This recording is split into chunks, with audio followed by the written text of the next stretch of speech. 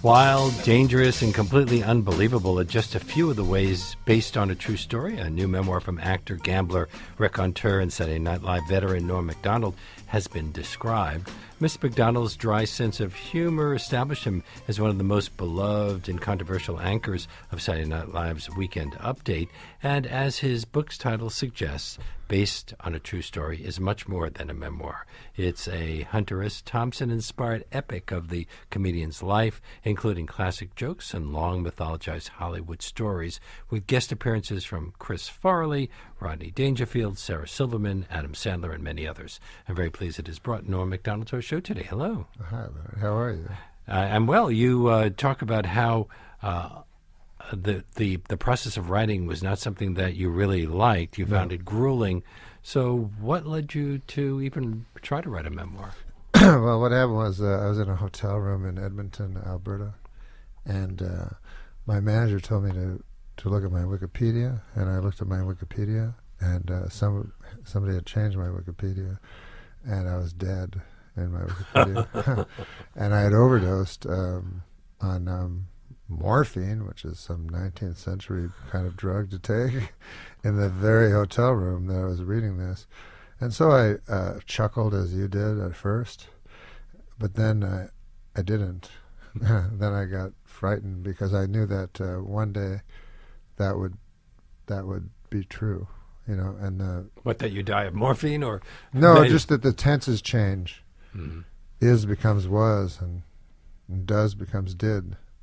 And so I thought, well, one day in the future, when Norm MacDonald was, that will be what's left, is a page on Wikipedia. So I said, I want to tell my own side of the story, and not just a series of facts, which I suppose is what a person's life is a series of facts. Well, based on a true story, when we see that at the beginning of a movie, we know a lot of license has been taken. Well, yeah. I mean, I think, though, if you base something on... it's not really based on a true story. It's based on facts, but it is true. That's how I would say it. How would you describe your writing style here? Are you using the truth as a stepping-up point for some rather elaborate storytelling? And how does this kind of writing differ, or is it the same as what you do when you're doing a stand-up? No, it's much different. I'm not an educated person, so I wish I was, because I would have been able to write the book. But I wrote 4 books. 4 attempts at this book. Not 4 drafts, but 4 entirely different books, until I came upon this one that I think works. Well, you told the Washington Post. Maybe doesn't. I don't know. I can't imagine how anyone likes to write a blanking book. I couldn't hate it more. Yeah, I hated it. I hated every moment of it. Through much I liked writing the end. Those 2 words. Through much of the book, you drink and do a lot of drugs and gamble. And yes. Are those things that you do on I don't day-to-day do them now. life? No, sir. I don't do any of them, but I did do them.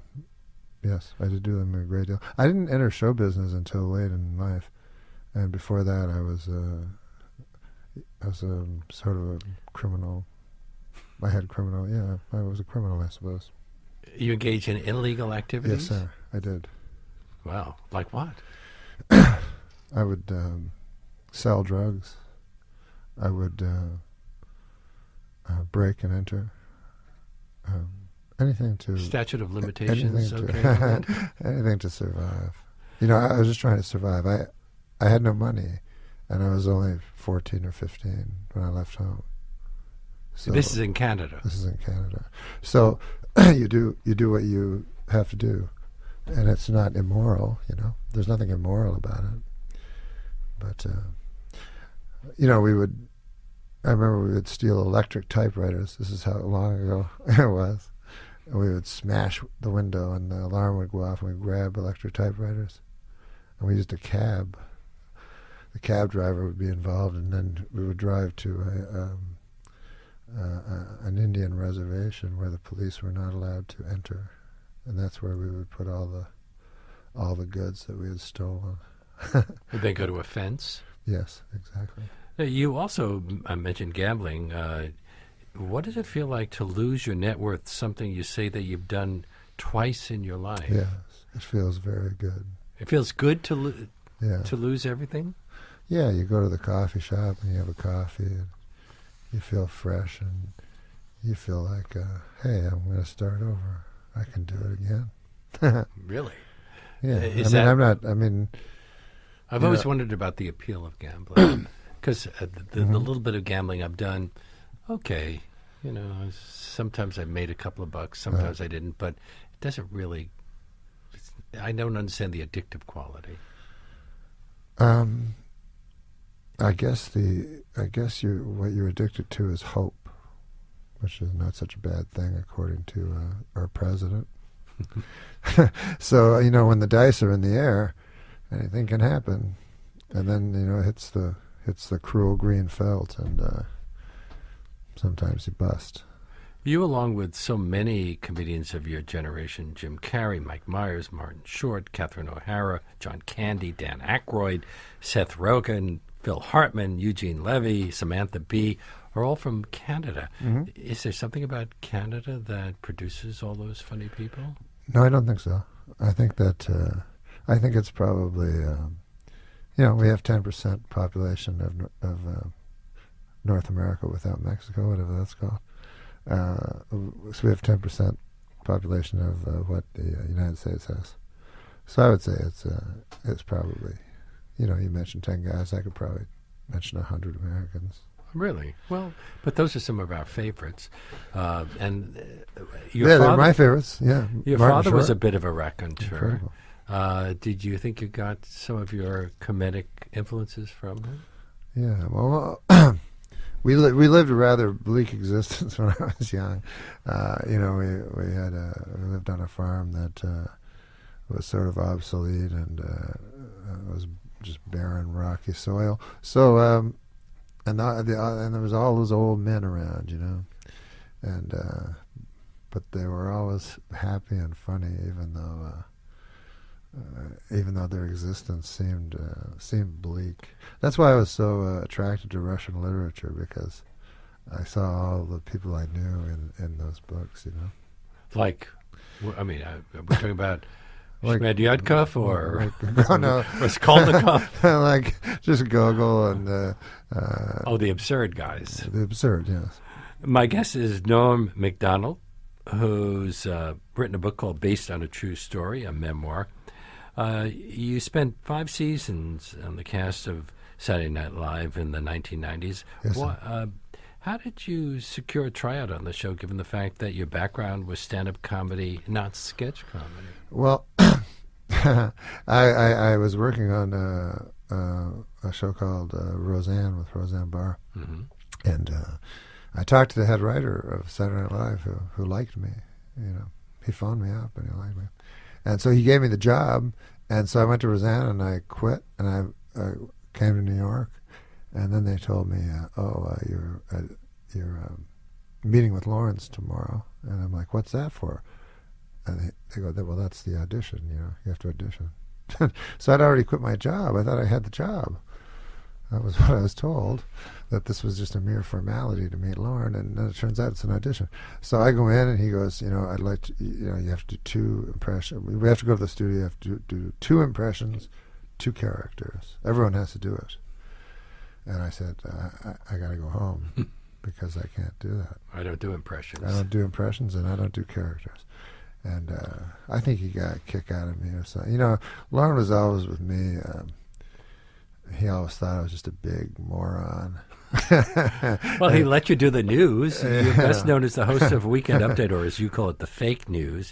Did you do most of the writing for that, or was that something that was I did most, collaborated? But it was collaborative. But I kind of set the tone, and I tried to make the jokes different than other jokes, and we all tried to experiment. There was 3 of us, and we tried to experiment with comedy and the way that you tell a joke. And my idea was to strip bare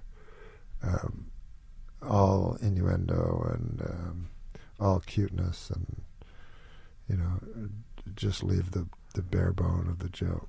And if it didn't work, then it wasn't a good joke to begin with. But if it just relied on tricks.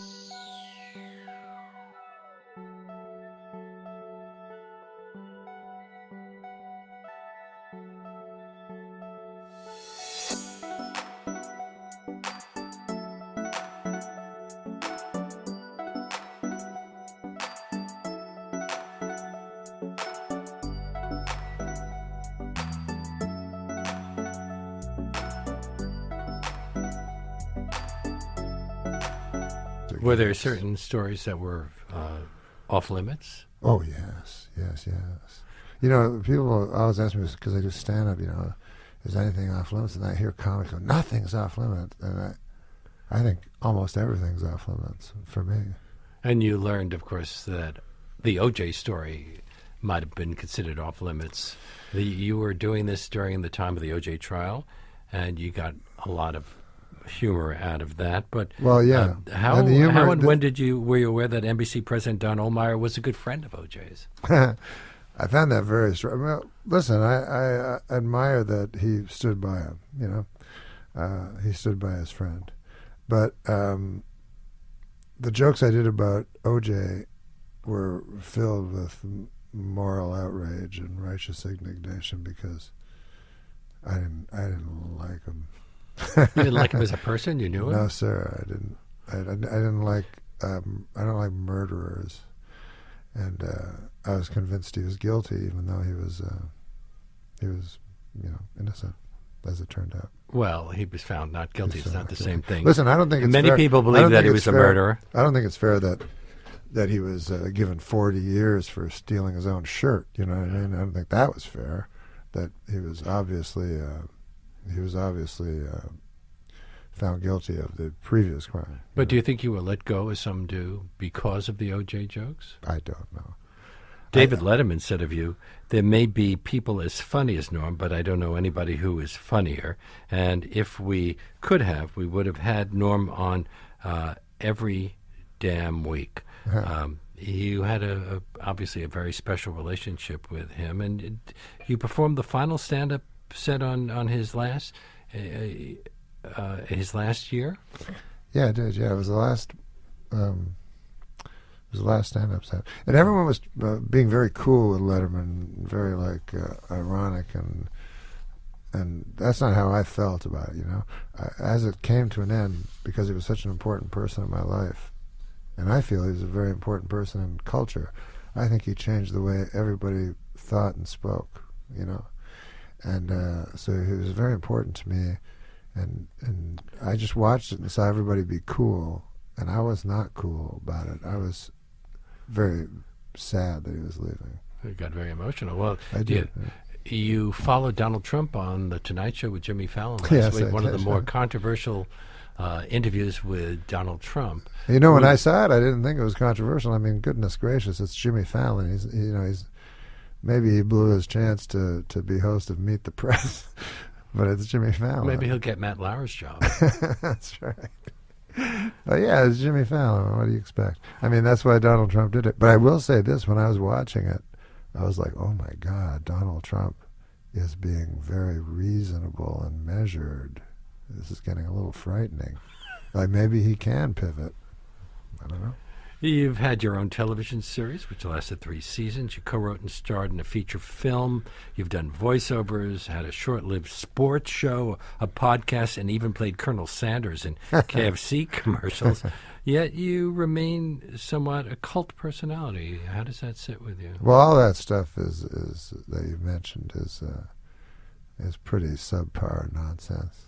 All I really do is stand-up comedy. You know, that's what I'm good at, and everything else came from stand-up comedy just as an accident. But I'm very, very good at stand-up comedy, and the rest is just free money. How much does the act change show by show? My act? Yeah, but for example, Lenny Bruce, it was always different. On the other hand, George Carlin wrote out an act, and he would revise it a bit over the course of a year. But he was very precise, George Carlin. His word even for the word. uhs and the wells were written in. Yeah, he was amazing. But no, my act's almost always different. I have so much material because I don't do specials. You know, I mean, I'm doing a special in a month. I shouldn't say that, but I don't do as many specials as everybody else. So I would say I have about 10 hours of material, and most people don't. So I just mix it up, you know. Sometimes I will talk to the audience, and whatever they say, I will talk about whatever they say, because I have a material. Improv. I have material on almost. It's not improv, no. It's I have material on nearly every subject. Comedy Central's president, Kent Alterman, described your absence from the airwaves as one of the great injustices of the world. Yeah, but he could give if you only a he show. knew somebody. Well, has there been talk about Comedy Central? I don't know. I haven't been home since then. I've been on the road. But yeah, I read that. It was funny. Well, considering what you've said about writing this memoir, can I assume that one of the things you won't be doing in the future is writing more books? I'll probably write more books, yeah. You will write more books. I think so, yeah. Yeah, as much as I hate it, I feel compelled to do it. I can't explain it. But once I started writing a book, I knew that's what I should be doing. And I always thought I should be doing stand-up. And once I started writing a book, I realized I should be writing a book. But writing funny in a book is different than writing funny for stand-up, because in stand-up, there's the tone of your voice, there's body language. Yes. Here, you just have to make people laugh because of the words that you've used. It's almost impossible. Like if you go to a library, the last place you want to be is the humor section. You know, good Lord, it's awful. And in the history of America, you know, who has there been? You know, Mark Twain, Will Rogers. What's the other fellow's name? Well, there have been Josh. Can't remember his last name.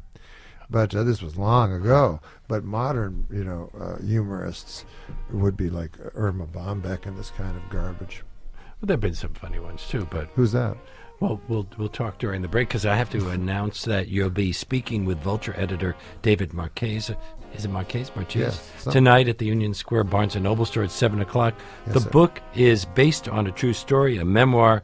It is published by Spiegel and Grau. And my great thanks to Norm MacDonald for Thank you, being our Leonard. guest today. You're a scholar and a gentleman, sir. I appreciate it. What about guys like that the do dipshit. like that's not very good, is it? Sometimes it is. I mean, Political you know, stuff? I like all comedy. You probably ya? do too, Norm. You know, Huh? you probably like it all too. I don't like political comment. You don't?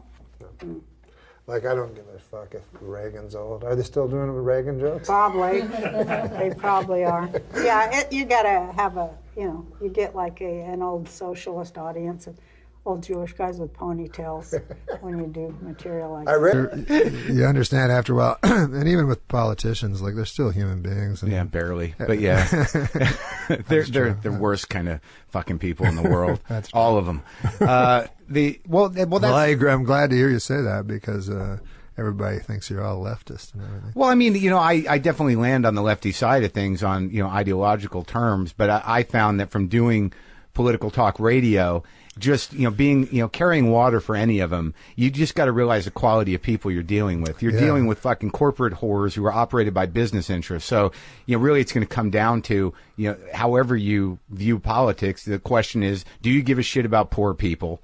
And, Right. and are we being taken advantage of? Right. Now, if people want to frame that as, you know, Obama's a communist and draining us of our livelihood, well, that's your particular delusion, and that's fine. I mean, Right. but I just got disillusioned with all of it, because these are not quality people. I mean, I did a joke about Michelle Bachmann on Real Time. I saw that. Yeah, and I was getting flack from this, you know, a very small portion of the right, Yeah. you know, that they were like, he's a misogynist. I'm like, she's a fucking pig. She's a fucking politician. Can you name me two politicians that command any respect whatsoever?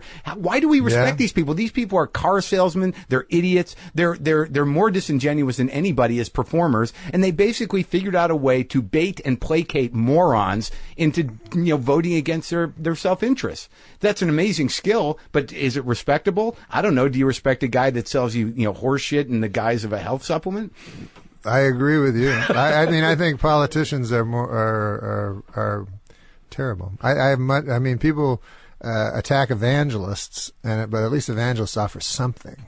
Right. Well, they after the immediate relief of someone's pain and aggravation with another line of bullshit. But nonetheless, I mean, they're pretty evil too.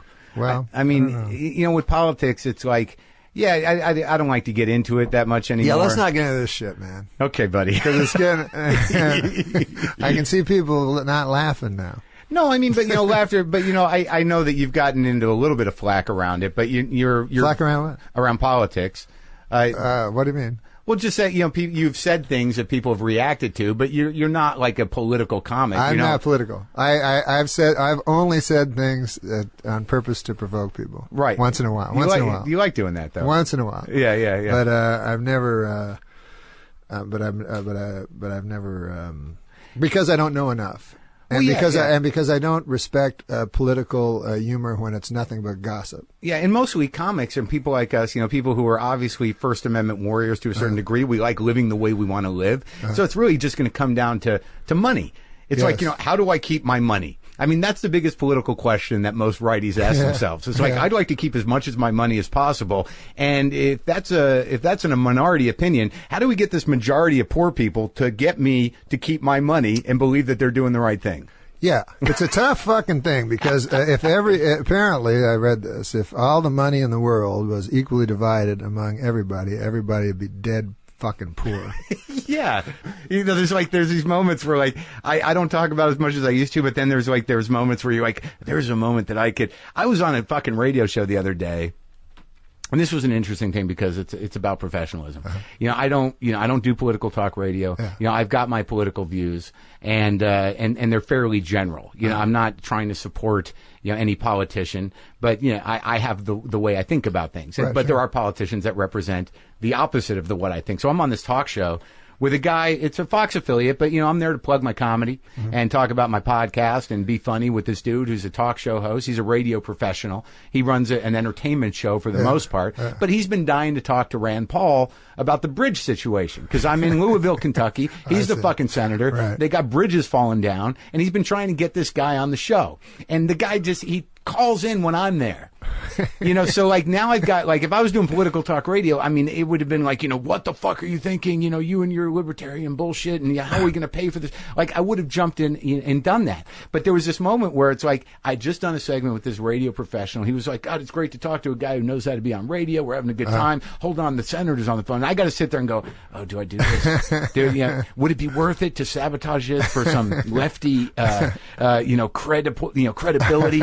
Yeah, and then I realized, dude, he's a radio guy. You're a comedian. You're having a good conversation. He's trying to talk to this guy about a local problem. Just shut the fuck up and let him do his job. And then when you come back, get back to what you were talking about. And I chose to do that. But I did walk out saying, you pussy. You had such an opportunity there. I was on Politically Incorrect a couple of times. Yeah. And, fuck, man. You have to have an opinion about every goddamn thing on that show. So, or you can just do a little homework and write some jokes. Yeah, but sometimes I remember at the break, Scott Carter go, enough with the jokes. Yeah. But I'll never forget it. I'm very unlearned, and so before the show, Scott came in, who was the producer. Yeah, he's been on the show. Yeah. So he said, "What do you think about China and Taiwan?" And seriously, I only know those as words, So I was like, I don't know anything. Can't I have another subject? So anyways, then we get out because he goes, because Bill believes this. Anyways, when we get out, we're introducing the guy beside me, the smart guy, right? Mm-hmm. He wrote a book on China and Taiwan. Right. So fucking Bill Maher, he starts with me. He goes what was it, China and Taiwan? I go, I don't know. Fucking ask this guy. What do I know? I'm a nightclub comic. What? That's what made me laugh at that show. Everyone's opinion's equal. Right. Right. Like a nightclub comic and an expert. And then another thing I always found funny about that show is the comedians try to be very serious, and then the serious guys are trying to get jokes. Yeah. So it's it's not always our shining moment. I do like Bill though. No, Bill's great at what he does. Yeah. He started out a straight up joke dude, and he knows his shit. And it's pretty amazing. What's funny about him? I don't know if I should say this or not, but he's probably aware of it. when he does his monologue, have you noticed when he does his monologue, he does Johnny Carson? No, yeah, oh no, definitely. He He definitely must models be aware of himself. it. I think that's been his style for a long time. He Yeah, definitely okay. takes the posture. But I find it very funny because, he's got the posture and the timing and everything. And he's Yeah. like, and then she came in his face, Yeah. but it's like crazy words come out. And Carson would have loved to have done that. Yeah, he probably would have. Met Donald Trump when he was on The Tonight Show on Jimmy Fallon show. Now, tell us about that encounter you had with Donald Trump. Well, I'd met Donald Trump many, many times in New York City, just because when I was doing Saturday Night Live, he was a fixture in New York City, and he'd come to a lot of the shows, and he was just a local eccentric, that people mostly loved in New York because he fixed the rink in Central Park when the city couldn't. But no, when I was on Jimmy Fallon, that's when Jimmy Fallon tousled his hair and got in trouble for it, and I was the other guest. So I was just out in the hallway, and I said, Donald, can I have a picture? You could call him Donald then. I guess you can still call him Donald. We don't have to call him President, apparently.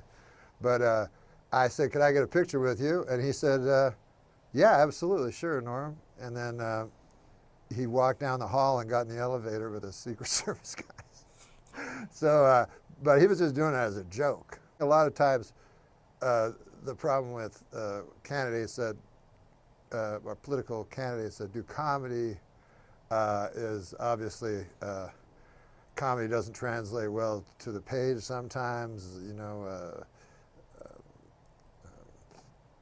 Sarcasm is lost, obviously, and things like that. So if someone says something that's meant self-disparagingly or satirically, and you want to take it out of context, you can. And that happened a lot of times with Trump on the campaign trail. But he's being caricatured on Saturday Night Live, like quite mercilessly by Alec Baldwin. Like, is it funny to you? Is that funny? No.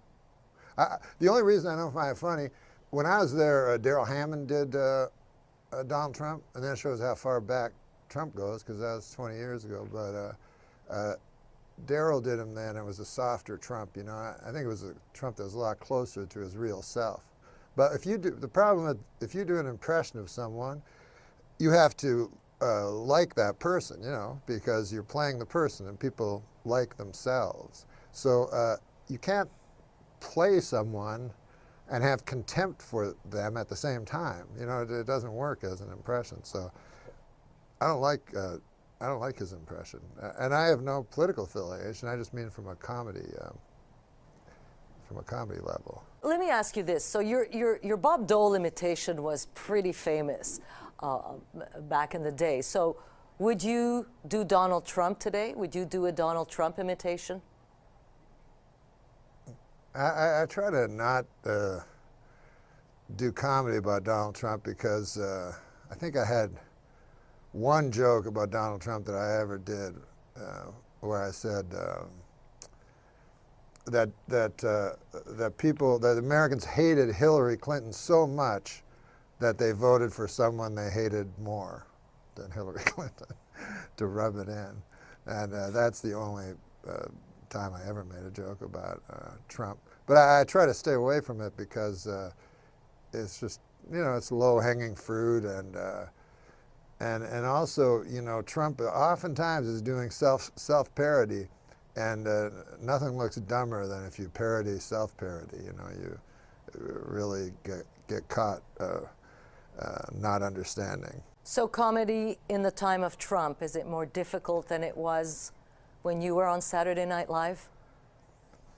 It's more difficult in the time of Trump for good comedians, and it's way easier for bad comedians. You don't have a worldview by just saying you don't like Trump. You know what I mean? That doesn't count. Like you can't just say I hate Trump, and that makes you a good person. And the Democrats just can't say I hate Trump, and that means they have a position. That's no position. So for idiots, it's an easier time because you go, well, that guy's the idiot, not me. But if you try to do smart comedy, it's better to stay away from Trump, you know.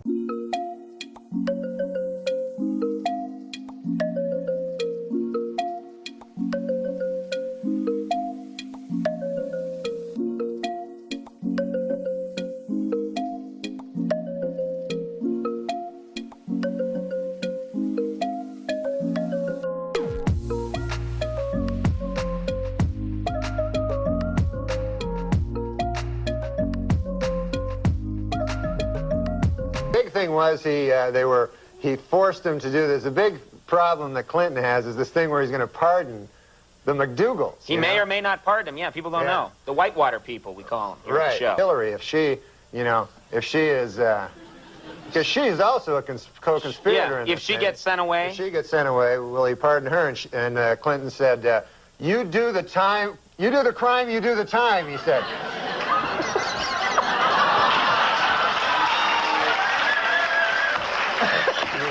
That was so sweet. You know, you moved into three-point range and up and at the last second fouled. All right. I don't know about politics. Last week at a dramatic press conference about the crash of TWA Flight 800, ABC News correspondent Pierre Salinger displayed a document which he believes is proof that the jet was shot down by a U.S. Navy missile. Later, he proudly showed reporters his solid gold Rolex that he bought on the street for just $15.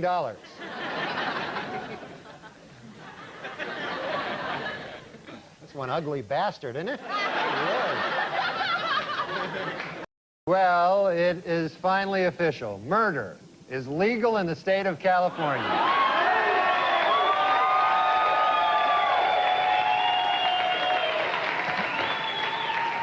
A down-and-out O.J. Simpson, depressed that all of his money-making ideas have failed, has decided to go back to doing what he does best, killing people.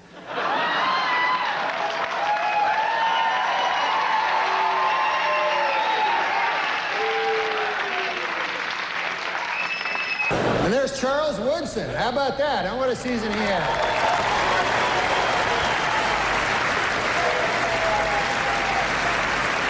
Great, man. He became the first defensive player to win the Heisman Trophy. And congratulations, Charles. That is something that no one can ever take away from you. Unless you kill your wife and a waiter, in which case... all bets are off. Just a word of advice. A new book claims that Madonna once smeared peanut butter all over John F. Kennedy Jr.'s body and then licked it off. Which just goes to show you, Madonna's a whore.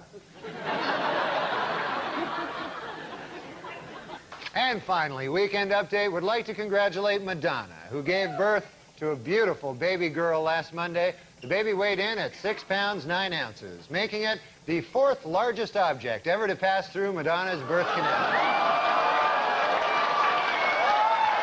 This week, in a secret ceremony in Australia, Michael Jackson was married for the 2nd time. Asked what makes his new bride special, the King of Pop said, quote, "She has taught me about the power of imagination, like imagining that a grown woman is a 10-year-old boy."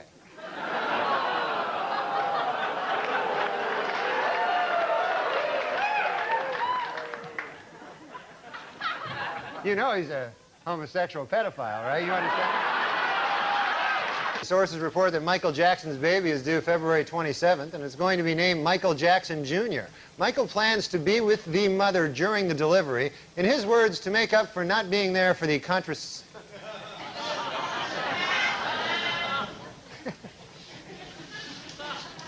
Sources report that Michael Jackson's baby is due February 27th.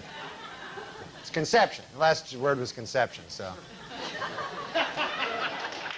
Michael Jackson. He said, I heard a quote where he said, "I don't care if my child is a boy or a girl, as long as it's a boy."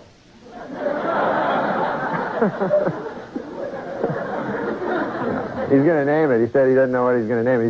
He said he thinks if it's a girl, he's going to name it Sharon. Really? Yeah. And if it's a boy, he's going to have sex with it.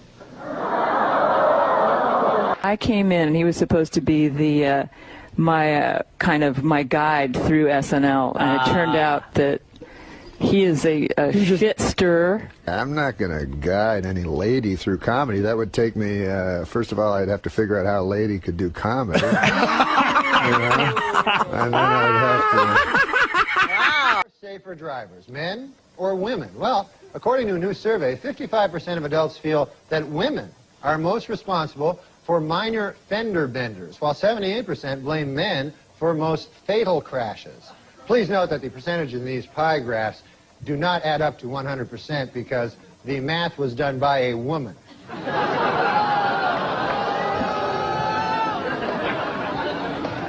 For those of you hissing at that joke, it should be noted that that joke was written by a woman. So now you don't know what the hell to do. No, I'm just kidding. We don't hire women.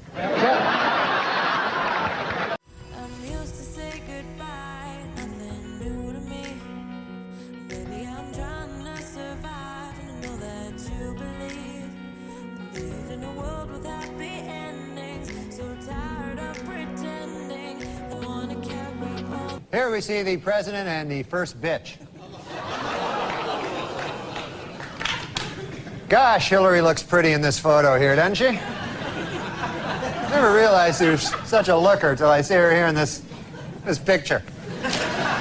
But you see, the only way Bill Clinton, or Bob Dole can win, really, is if Bill Clinton is rocked with more scandals. You know, there's every day a new scandal comes up, you know. I heard this one today, terrible scandal, apparently. Way back when he was governor of Arkansas, Bill Clinton, apparently, he got really drunk one night, and he had sex with Hillary. Wow.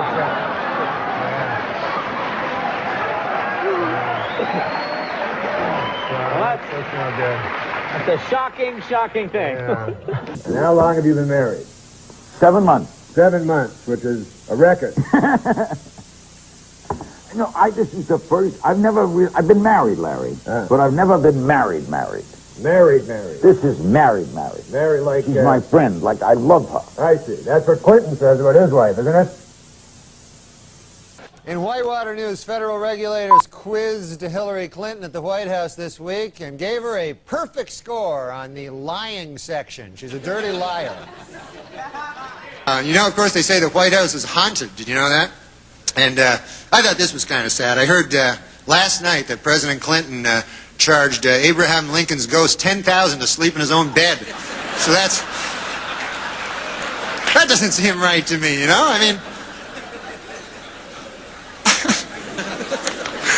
No. But look, the president, you know, has come under a lot of fire for raising money, but, you know, he's good at raising money. That's not a bad thing. Every president's done it. It's just that President Clinton is very, very, very good at it.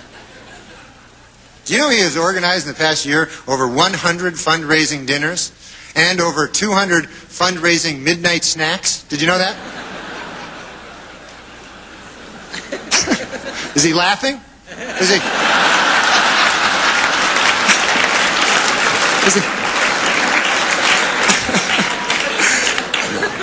Okay, Norm, you're Canadian. Yes, I am. So what do you think of this whole presidential mess? Well, I hope that the Democrats don't steal the election from the winner, you know, but who knows? You like George Bush, don't you? I love George Bush, man. He's a good man, decent, you know, none of this. He's, you know, he's not a liar, a crook, murderer, or anything like that, so it'd be good to get the... See, I think we should get the homicide out of the White House and get like a fresh start, because we don't want any more murderers. I think we should just go on to the next question. Who are the murderers? Yeah. Oh, Clinton, he murdered a guy. Yeah, you know, we're not allowed to, you're not allowed to put out no accusations without... That's a little too far. That's the way it does work. Let's just go on to the next question. Yeah. This is not my week. What can I tell you? Oh, it's not mine either, and I'm being very nice, okay? Be a good boy. Now, Norm. Did you never hear that? No. Listen, Norm, we don't need I to don't want talk to get about into this. this, and I don't want to hear it, and this is not the place to make those accusations, and you're supposed to be funny. Let's get on to the next question. So get with it. There you go. This is a live show. Why? Norm, but you have been properly chastised by Barbara, so I'm now going to ask the next question. I thought it was a matter of record. Shut up. Shut up. Look, let me do this. okay?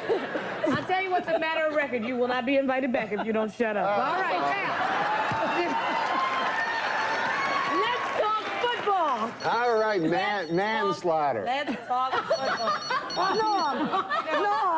The people here asked me to do the show, you know, I gotta say, I felt kind of weird, you know. I don't know if you remember this, but I used to actually be on this show, you know. I used to do the weekend update news routine, you remember that? And, yeah. That's where I did the make-believe news jokes, you know. That was me, right?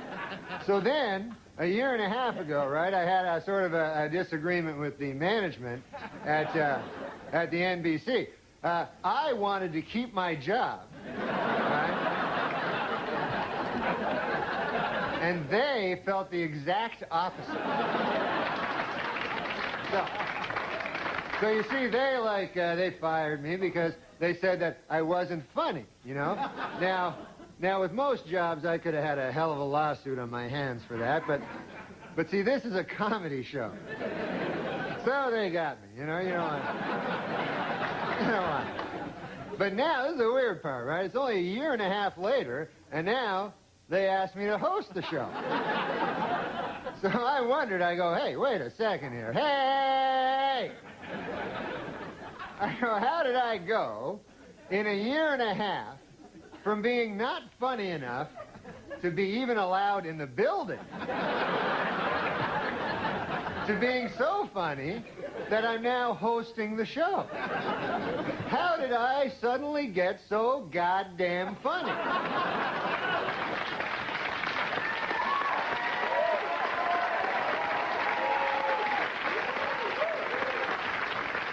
It was inexplicable to me, because a year and a half, let's face it, is not enough time for a dude to learn how to be funny. Then it occurred to me, I haven't gotten funnier. The show has gotten really bad.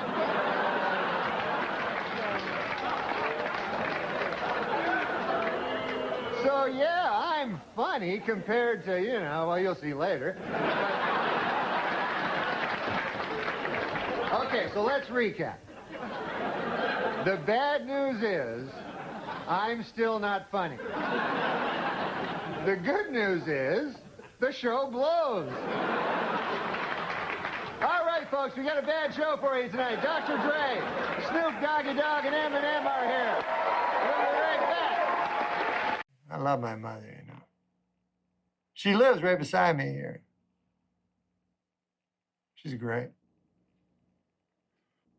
I don't think my mother has ever spoken a word that had any irony in it. You know what I mean? Like, she's just earnest. She's just happy. She knows how to love. She doesn't judge, you know?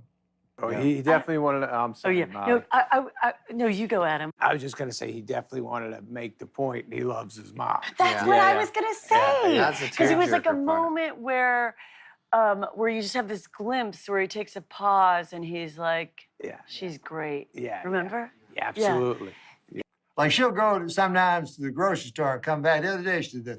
She come back, she said, oh, man, funny thing happened in the grocery store. I said, what happened, Mom? She said, a woman came in and bought a grapefruit, and it cost $1.69, and last week, it cost $1.19. And then I said, well, that's not a story, let alone a funny story. I don't even think that would be considered a story. Think about that unconscious, subconscious thing, because I remember my buddy one time, he's into psychology, he went to college, this guy, and I love milk, right? So we were eating a meal one time, and so I take a drink of milk, and my friend goes, you know why you're drinking that milk, right, Norm? And I say to him, it's not because I like milk, I know that. Because I know this guy, you know. So he goes, no, it's not. He goes, the reason you're drinking that milk is because you miss sucking on your mother's breast. I'm like, ah. Now, you guys don't know my mother. But she's wonderful. Like, she's a saint. You know how people, say their mothers are saints? My mother is actually a saint. So I mean, she hasn't performed 2 miracles, right? I guess she's not actually a saint, but she's much more saint-like than your fucking mother. That's what I'm saying. But there was a generation, like my mother's 85, there was a generation of women that you all know. Maybe it was your mother, maybe it was your grandmother. But they lived at a time, and I support you, me too, you too. More than anything, because, you know, for the young girls, it's going to be fantastic. But no one like my mother will ever exist again. And it's just this generation of women that were so, like, selfless and, like my mother would be, you know, the type of woman, like at dinner time, everyone's eating and she's in the kitchen. And everybody have a second, you know, are you sure? And then, oh, but the turnips, you know. And wanted to make sure everybody got, and then she would, whatever was left, she would make a little plate for herself, you know. And that's what my mother was like, still is like, she lives right beside me. Her eyes shine love.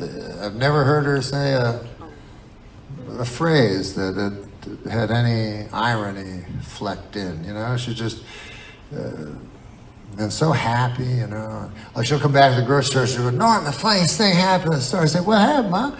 She says, there was a woman buying pineapple. It was $1.69 last week, and this week it was $1.19. I'm like, that's not a story, old bag. What the fuck? A story. I don't say that, but I would trade places with my mother in a second, because all she knows is love. You know how to love people. That's hard, man. That's hard. Man, I forgot why you brought that up. Oh, I remember. I don't want to suck her tits.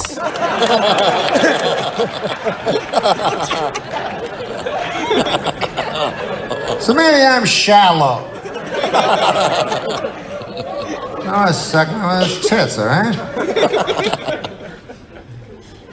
So anyways, I'm having this discussion with this guy at the fucking restaurant, and now, after he tells me this, the milk is still there. And what the fuck am I gonna do? Guzzle it? Milk, you know, I can't just leave it there. It was the worst. Whatever. Oh, and then it came time to order our entrees. You know what this guy gets? 2 meatballs and a banana. I'm like, hey! Wait, wasn't even on the menu. Like he had to. What's good for the goose is, this is just absolutely. I read about that subconscious, unconscious. They said when you pick a president, this is an election year. This is kind of some word. Apropos. You ever say a word, you go, I hope this is what it means. Straight to the heart. I went a long time acting like I was a bro. Get apart by you.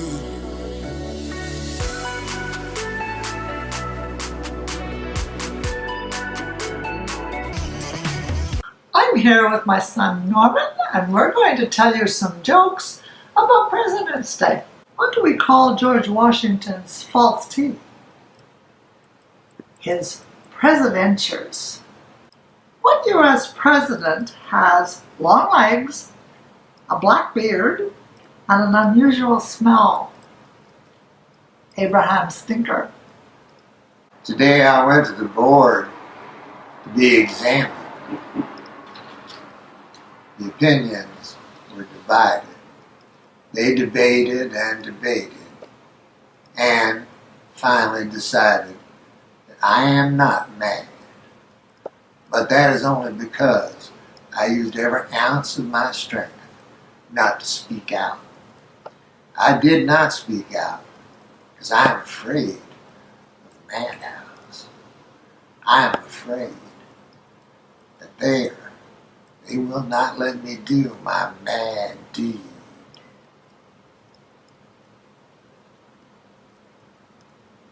What would George Washington be if he was alive today? Really, really old. How many Trump's senior presidential aides do you need to make a light bulb? None. They're meant to keep him in the dark. They declared that I was prone to certain sorts of affectations and such, but that still, I was in my right mind. As for myself, I know that I am mad. What would you have if you crossed a vegetable with the first president, George Washington? The doctor prescribed me something and told me if I followed it strictly, that I would not be troubled anymore. Oh, what I would do not to be troubled anymore. It is too tormenting. But I will tell you, in due order, how I came to be examined, how I lost my mind, and why my madness betrayed me.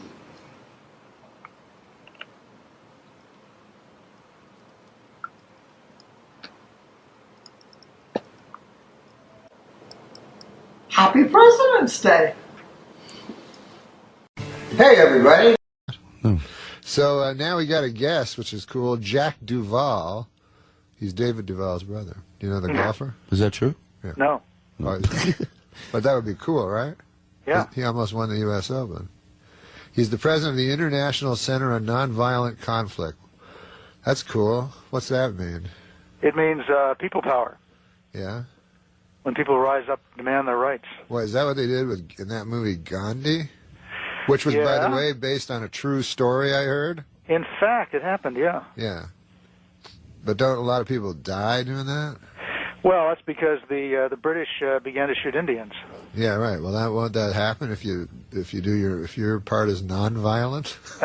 But that's where it gets interesting. If you've got a great strategy and you know how to diffuse repression, there are ways of doing that tactically. Then it doesn't work. It doesn't work one-on-one, right? Like let's say a guy comes at me with a gun. Me being nonviolent, that would not work ever. No, I mean, I'm not a pacifist. I think everybody has the right to self-defense. If it's the only thing you can do to defend yourself and your family, absolutely. But you need a lot of people. So this could happen in Iran, right? You don't necessarily need lots and lots of people, because here's the deal. If I were in a room with like maybe 25 or 50 people, and I was threatening them with a gun, and I said, okay, I want you to do the following things, otherwise I'm going to shoot you. Right. They'd have a choice. They could say, okay, we'll do those things, we don't want you to shoot us. Or if I were convinced that none of them were going to do the things that I wanted them to do, even if I were threatening them with a gun, then the threat of violence wouldn't have any power, because it's always a transaction. Right, but what about just the fun of shooting someone? Like a lot of these people are sadists. That's another story. Yes, absolutely. And that's what these movements do. Like in Iran, they can, if their tactics are strategic, what they can do is to essentially separate that element from within the military and the police forces, which are interested, like the Basiji in Iran, enjoy beating people up, from regular army people who see themselves as defenders of the public order and the nation's honor and all the rest of that stuff. Hey, can you tell me about Iran? Because I don't understand anything about it, because I don't know anything except what I see on TV. Well, we had a really interesting and not unique set of circumstances in which the Iranian regime basically stole an election. And No, but I mean beforehand. Like, remember when the students took over the embassy and all that with the hostages? That's another story. That was a violent revolt that was actually a stunt that was pulled by an extreme faction of the Islamic Revolution. So they weren't young students, right? They weren't educated? No, that was inspired. That was why are there educated students in Iran? Why would that old guy let that happen? Well, the old guy, you see, that was already after the Islamic Revolution had succeeded. So the power that sat there was the new leaders of the Islamic Revolution. Right. And so that was designed, in fact, to help it was for internal domestic politics to enable more power to accrue to the extreme part of the regime. And essentially, that's the same thing that we saw earlier this month in Tehran.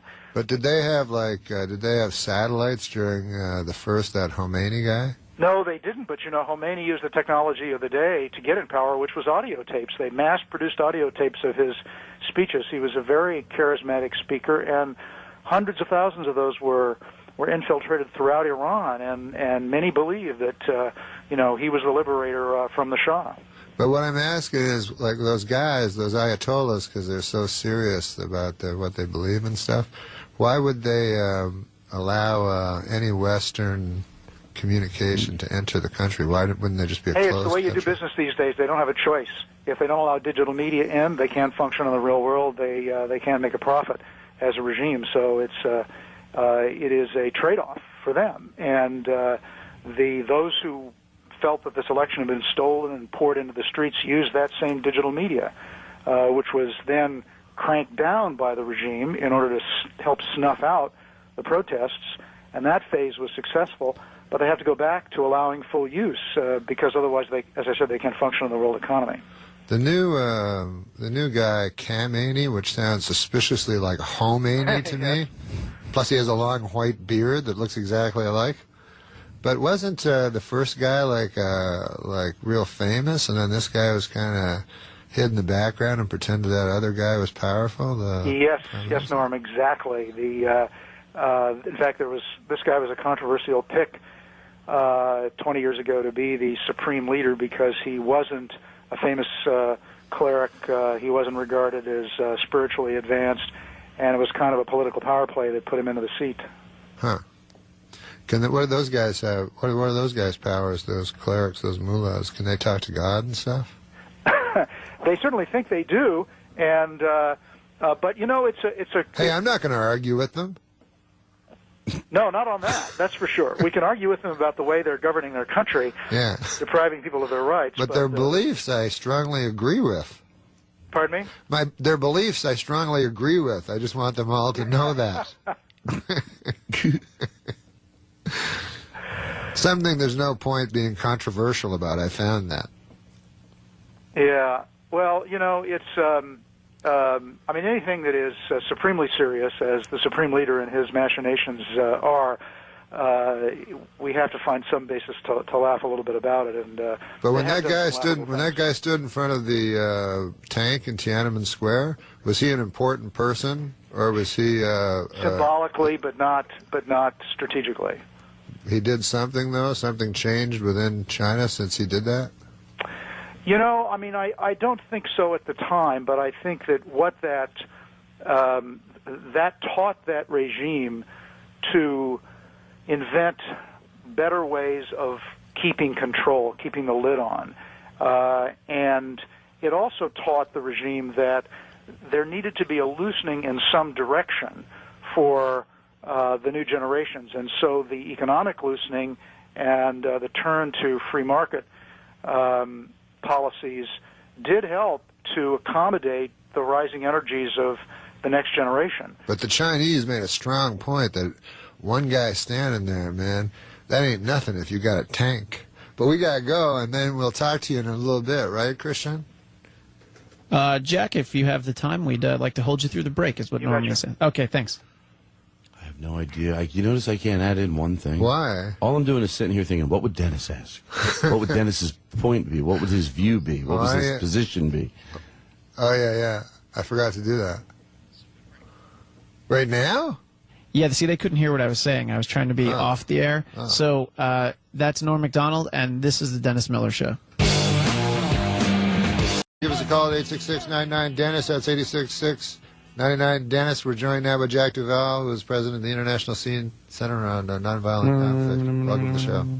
Hey, so he's back. So nonviolence, so tell us about that, because that's a pretty fascinating thing. Well, when it's used by people that get into the streets, as in Iran, it works if three things happen. If people mobilize in large numbers in ways that really impress the rest of the country as representing everyone's grievances. In other words, if there's unity to take this action.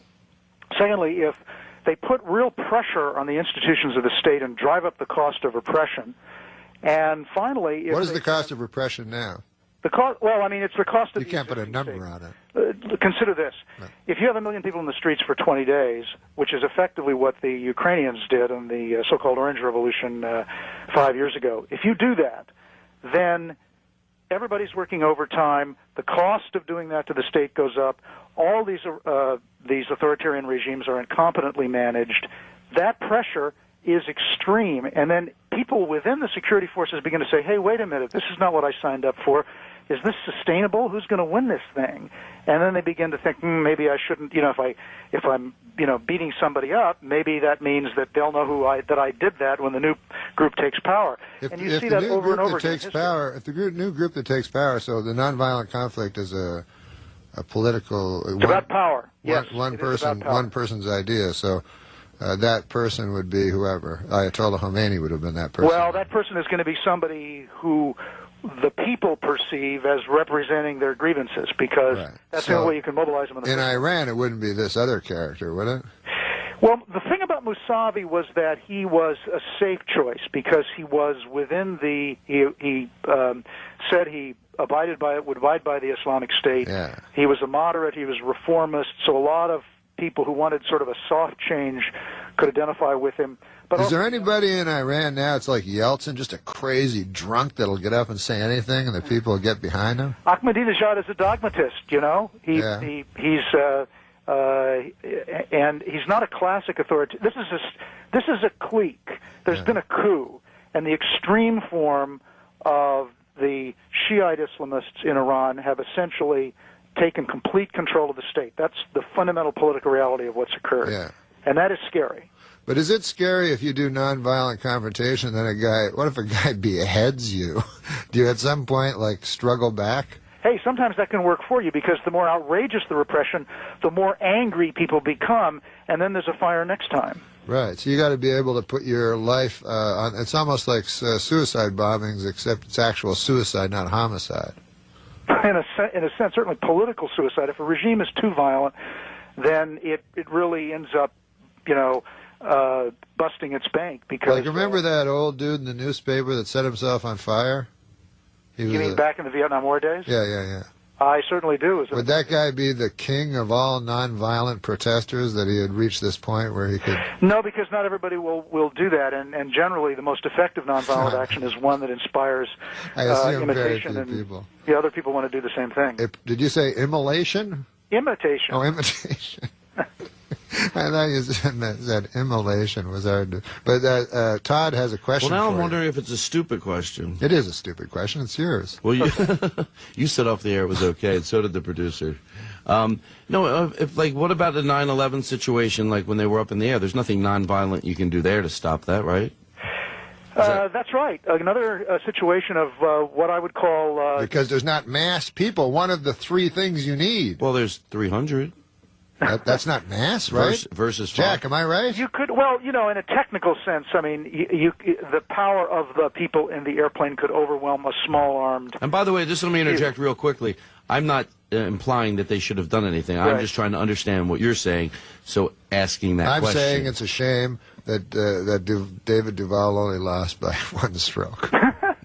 And I think Jack's still feeling it. Actually, usually everybody asks me, well, do you know Robert Duvall? Oh, Robert Duvall, yeah. He's the guy. Actually, he had a brother whose name was Jack, too, and that guy I did know. Oh, really? So you knew Robert Duvall's brother, Jack Duvall, because you go to a convention of guys named Jack Duvall? I actually once Googled myself for Watch your mouth. And I found out there were 44 Jack Duvalls in the United States. So yeah, it's humbling. Yeah, definitely. Yeah. How many Norm MacDonald? Well, when you YouTube and you go hey, man, I'll listen to a James Brown song, and instead it's a guy in his basement doing James Brown. Right. You're like, well, I didn't want this. Why is that number one? Although those music videos are great, sometimes there's an unknown, and it's amazing what they're capable of. Hey, Robert Duvall is an unknown in our next guest, Billy Joe Shaver's video. You know Billy Joe? I remember Billy Joe. Yeah, well, he does What's the matter with the clothes I'm wearing? What? Billy Joel, sure. No, that's Billy Joel. Billy Joe Shaver. Acting stupid. So anyways, he was up for Gospel Album of the Year, and he has Robert Duvall as a walk-on. But Jack, thanks, man. You taught me a lot about Iran, and I bet a lot of dumb people in the audience that are as dumb as I am learned a lot of stuff too. You can't be afraid to ask, because other people are thinking the same thing. It was a pleasure. Appreciate it. Thanks, Jack. You're a smart guy. Hey, listen, is Jack still there? Well, you cut him off. I had one question for him. Well, I'll answer it. I was going to say, what does a guy like that wrapping it make? up. We're wrapping it up. We'll be back on the Dennis Miller Show.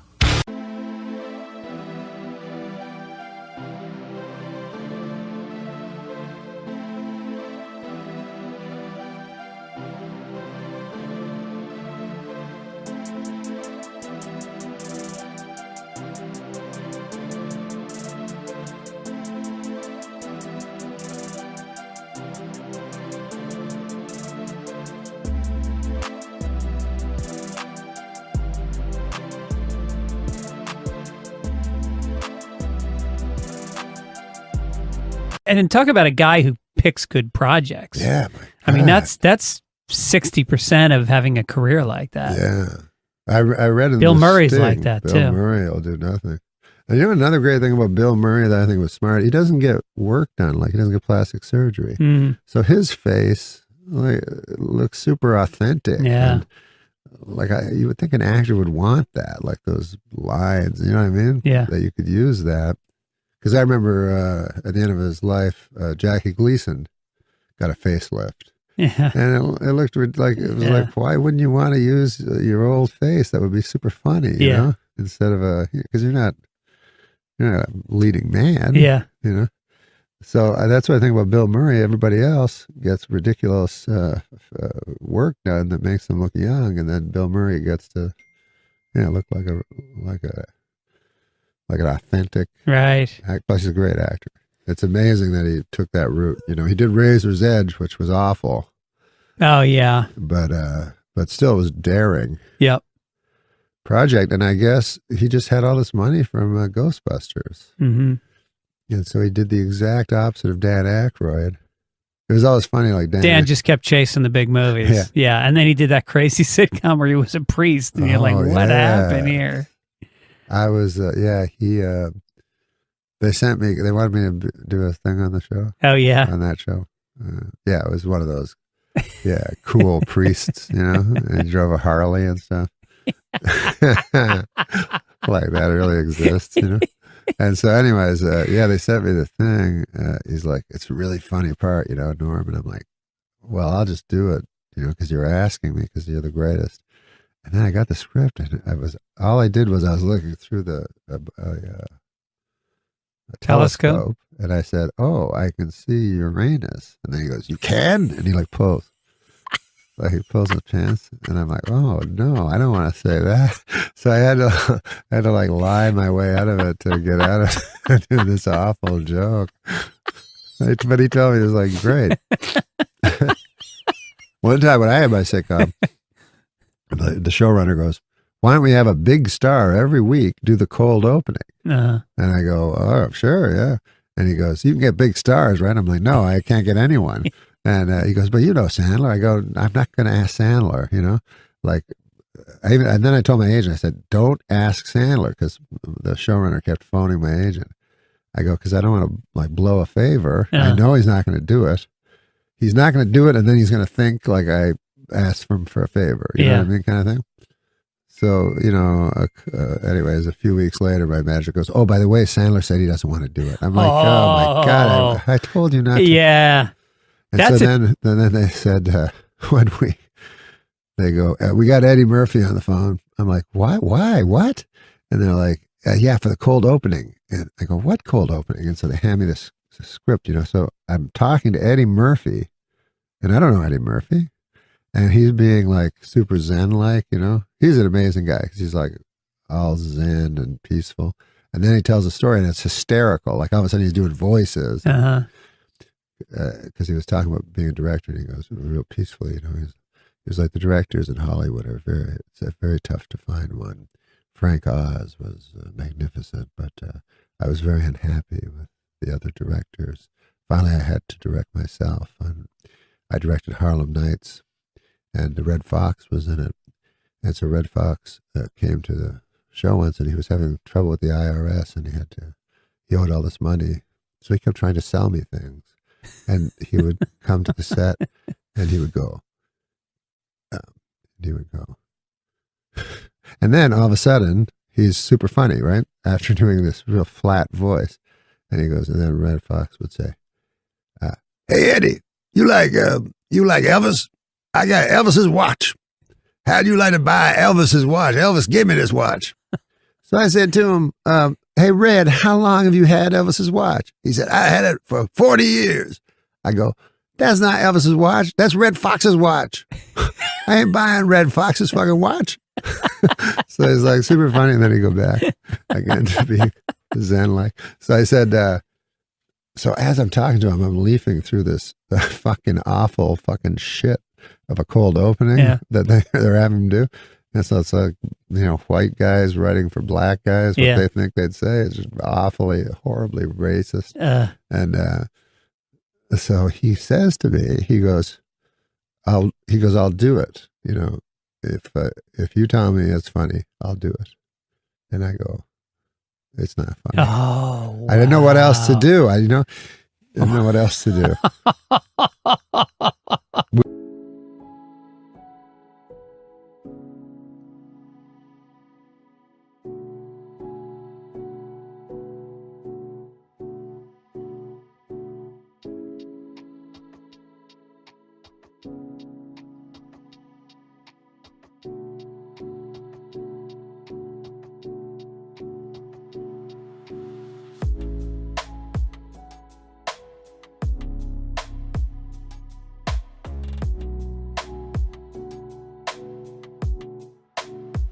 We got, what we got on the show though? We got Richard Pryor.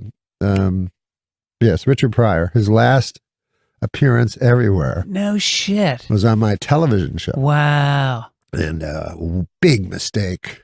Like he showed up, he's in his last stages of MS. Yeah. And everyone was crying, because you look, his eyes, he would do that fear look even when he was acting and stuff, when he was doing his stand up. That's what he was like. It was just pure fear. It's like he's locked in the side, like begging to get out somehow, and it's so hard to watch. Right. So, and then his wife, she goes, listen, he's really nervous. Would you go up and tell him you love him, hug him, kiss him, I go, hug him and kiss him?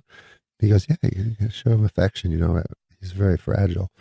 So I go up and I hug him and I kiss him. I go, you're the greatest ever, if you don't want to do this, you don't have to. But it's just great that you're here and this stuff like that. And then there's like two big black guys that are there, And one of the big black guys, like about 15 minutes later, goes, Richie thinks you're a faggot. So my everybody's comic hero. And I'm like sexually molesting him pretty well. Because of his stupid wife. You used to get stage fright, is that true? Yeah. Bad stage. How'd you get over attacks. Xanax. No, I had incredible panic attacks. Now, panic attacks are different than anxiety attacks. Anxiety attacks, you just get very nervous. Panic attacks, impending doom. You actually think you're going to die. So I went one time, I had a panic attack immediately before Update, where I was doing live TV. So you can see it, if you look it up. And I'm just talking real fast, as fast as I can, because I want to get off, and just rushing through the jokes, and nobody laughs because I don't even let them. And then afterwards, Lauren was like, "What was that?" I was like, I was trying something different. And went to a psychiatrist, and ever since then I've been gulping fistfuls of Xanax before a show. That helps? Oh my God, it's helping right now. You took a Xanax today? Huh? You took a Xanax? He goes to a psychiatrist. Have you ever gone to a psychiatrist? Yes. What do they tell you? Well, I've never gone for that particular issue. Affliction? every time I've gone, I've been in great duress, just hot anxiety. You know what that is? Just like. Well, I had panic. Yeah. Have you ever had panic? Yes, I've had attacks. Well, anxiety attacks. I've had anxiety attacks. Yeah. Is it different than panic? Well, panic attacks, you feel an impending death. No, not impending death. I've been led to believe that anxiety is connected to OCD somehow. Oh. And so you have some SSRI or whatever they're called? Yeah, and they work just fine. But the psychiatrist, I would always go, I would cut in line to get to the psychiatrist because I would believe that my problems are far worse than anybody else's, with the exception of perhaps Adam. They don't like jokes. I went one time, and I was in the Fifth Avenue in just some apartment, somebody's apartment building, and they made me go for gambling.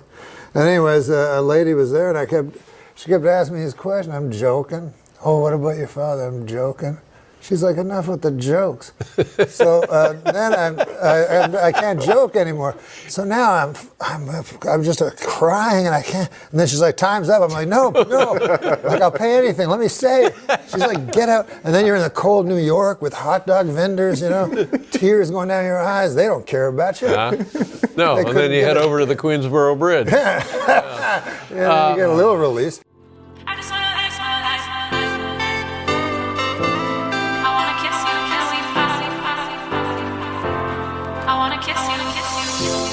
Told me that we should go our separate ways, but now you're back. Live my life without. I stumped a fucking psychiatrist once. I said to the guy, because I was fucking gambling all the time, shit, right? I had a gambling addiction. I'm over it now, but shit. But he said, I bet you're not.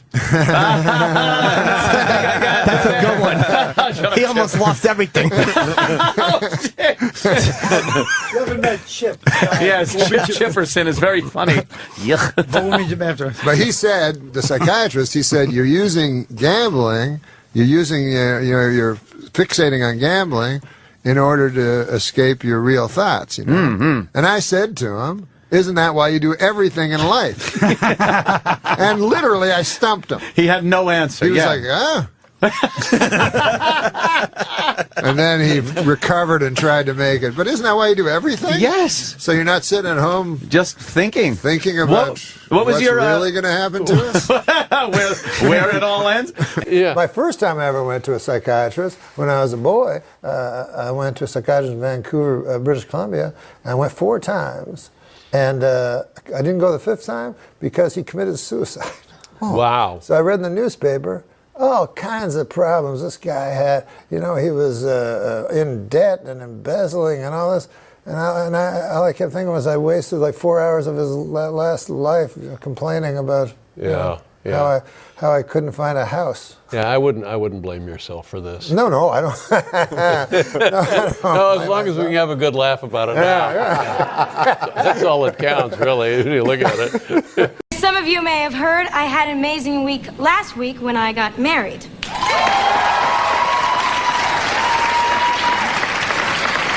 And I've had such a great time that I decided to let them show the video of my wedding. So here it is.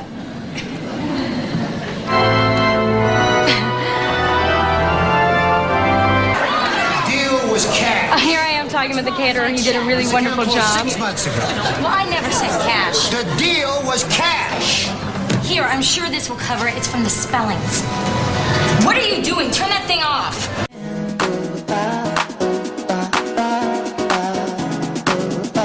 Connected to our senses.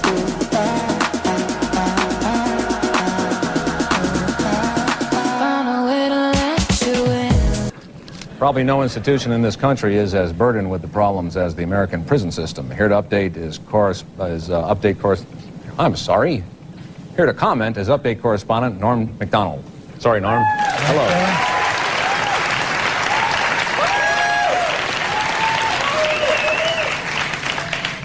Thank you. I've always been afraid of going to prison, and I was thinking about it the other day, and I realized that what scares me most about going to prison isn't the loss of freedom or the stigma or even the separation from family. For me, the scariest thing about going to prison is, it's the You know, the anal rape.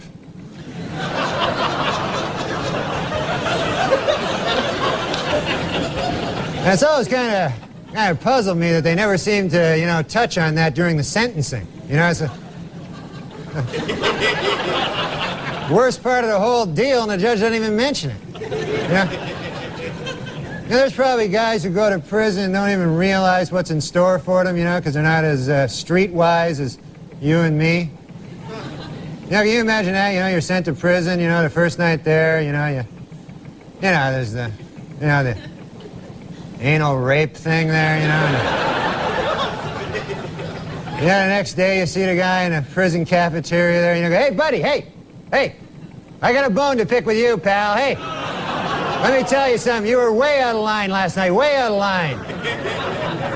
It's ridiculous. How'd you like if I did something like that to you, huh? How would that be? No, you wouldn't like that too much, would you? No. Let me just say, that was one of the most selfish, inconsiderate things I've ever been involved with. What were you thinking? Or were you even thinking? I mean, what's got into you? I turn my back on you for a second, you pull a stunt like that? It's ridiculous. And another thing, don't be telling Johnson I'm your bitch. I'm not your bitch. That's crazy. I'm not even gay. I tried to tell you that last night, but you wouldn't listen. No, you wouldn't listen, would you? I have a good mind to go to the warden about this. It's crazy. And you know what hurts the most, pal? You know what? I trusted you. That's what hurts the most. You know? Well, actually, the anal rape hurt the most, but trusting you is second. A distant second, I'll tell you that. Anyway, I'm so angry I can't even talk to you right now. You know, I'll just leave you with this. You got a lot of growing up to do, pal. A lot of growing up, I'll tell you that. Anyway, that's what scares me most about going to prison. Back to you, Kevin. Thanks, Norm. How you feel? Do you have a team? Do you have a rooting interest in football? Yeah. I have a team I very much like. It used to be Denver because this is an interesting thing that happened. I never liked Peyton Manning. I don't know why, but I just didn't. Are you a Brady guy, or are you just an anti-Peyton guy? No, I just for some reason didn't like Peyton. I didn't like that Eli. I really didn't like that Eli was drafted by Seattle and said, "No, I'm going somewhere else." I'm like, "What? You're allowed to do that?" Elway did that to Baltimore. That's right. He did. You're right.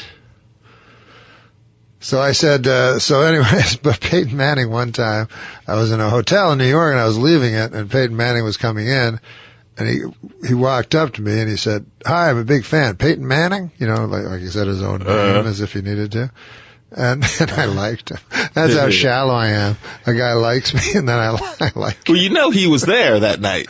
What night? At Radio City Music Hall. Oh, well, you're right. He was a young. He was really young. Yeah, he was super young. He's one of the awkward cutaways that you always get. Right, because I remember looking and going, "Wow, is that him?" Because I saw just recently, and another guy that hated me was Bill Bradley. Well, I mean, he even if he liked you, he couldn't show that he liked you. He's in politics. You know how that goes. Exactly. But no, my team is the Seattle Seahawks because I love Russell, you know. But I'll tell you this, man, I love Chip Kelly. I really love Chip Kelly. I don't like Kaepernick. Not in the NFL? Pardon me? You like Chip Kelly in the NFL? Yeah, really? I do, yeah. I think it's crazy to fire him because I just love that, you know, exciting, super fast offense. I think it's such a great idea if it's perfected, but they never give him long enough, you know? Because a team that's almost like, it's almost like in basketball, the triangle offense, if that even exists or is anything. But to do it that fast, that, you know, almost no huddle speed, you know, for the entire game. It takes a while, you know, for everybody to get comfortable with it, but you'd think once they got comfortable with it, they just crush everybody. Everybody gets comfortable, but your defense that keeps having to go out there. Like, oh my God, for 40 minutes. That's very true. I feel like you should get extra money if you play 40 minutes in a 60-minute game. You know, that's very true. That's spoken like a comedian. Hey, if I'm doing more time, you got to break up the money. Remember when Baltimore's defense was so dominant, and they were, they'd just be moving around like ready to go with Ray Lewis in front, and God, that must have instilled such fear. They used to play a lot of time because their offense couldn't stay on the field. No, so they regularly would do 40 minutes. Right. And I guess it'll be interesting. I keep hearing Denver being written off, but they won with Peyton throwing 10-yard passes, and then they got to the playoffs with Tebow and they won a game. Yeah, I mean, look, the defense for the last couple of years has shown the ability to finish, even whatever's going on the offensive side of the ball. So, I don't know if that's going to be true of Seattle, because you just dropped the game to the Rams, who looked like that was kind of crazy. Division I AA in week 1. They had no business winning in week 2, but I know I had them in. I somehow survived my pool, because the first week I have a suicide pool for a lot of money, and I had Seattle week 1, and I had Baltimore. You took Seattle in week 1. Well, week 1 is so bizarre. No faith in your team. No faith in them to go far. Wait, no, I took Seattle to win. No, I know, but you saved the good team. Yeah, I know, but I was told that you have to win.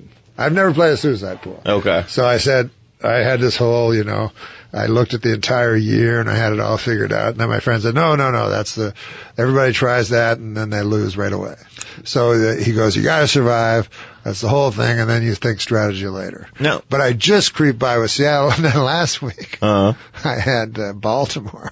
Oh, so okay, and, that was a good week to take Baltimore. I was down 20-2 when I turned on the TV. I woke up late. I don't think you want Baltimore the rest of the year after the way they looked in the first half. Oh my God! And then I said to my kid, "How did they get a safety?" And then they got no other points. And he said, "No, they ran back a missed field goal." Which, anything can happen when Cleveland's playing. I know, that's true. Anything can happen. That's absolutely true. Now, kind of like you, is one of the things you talk about in your book is gambling. Yes, sir. Like you, I don't drink and I don't smoke or any of that stuff anymore. I'm on the bench. I did it once upon a time, but it went bad.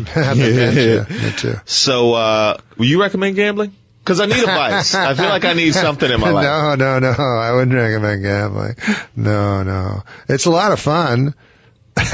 And you don't hurt yourself physically, except your nerves and stuff. But there was one type of gambling that was so crazy. It was called lightning, and it only works on over-under bets, total bets.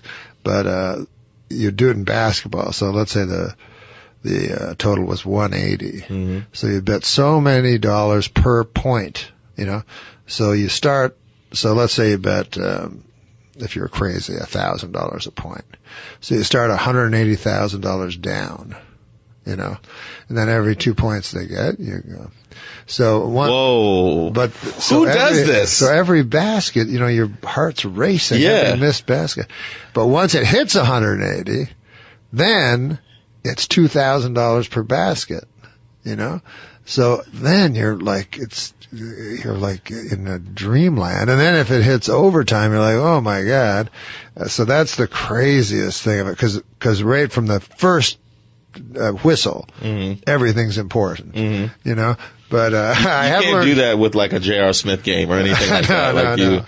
I have learned with professional football, which seems like the easiest thing to predict, I think is the hardest thing to predict. I think baseball is the easiest thing to predict in gambling, because baseball is a game of streaks. Like, for instance, Kirk Gibson's home run. Here's the Dodgers playing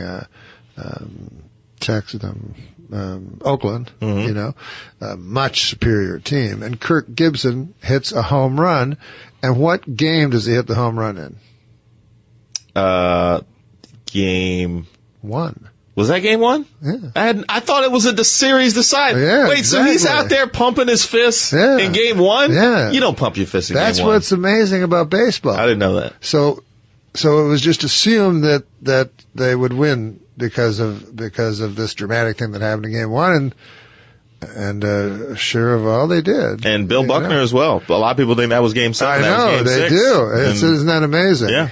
And also, if you go when Boston beat the Yankees when they were down 3-0 and they won 4 in a row, and then they won 4 straight after that to beat St. Louis or whoever was the National League champ. So if you get on a streak during the regular season in baseball, you can run that streak, whether it's a winning streak or a losing streak, for a lot. See, I find basketball to be the most difficult because the final score is the most arbitrary. Because the final score in basketball has a weak correlation to how the game went. You could blow a team out and beat them by 7 because garbage time. You know what I mean? Right.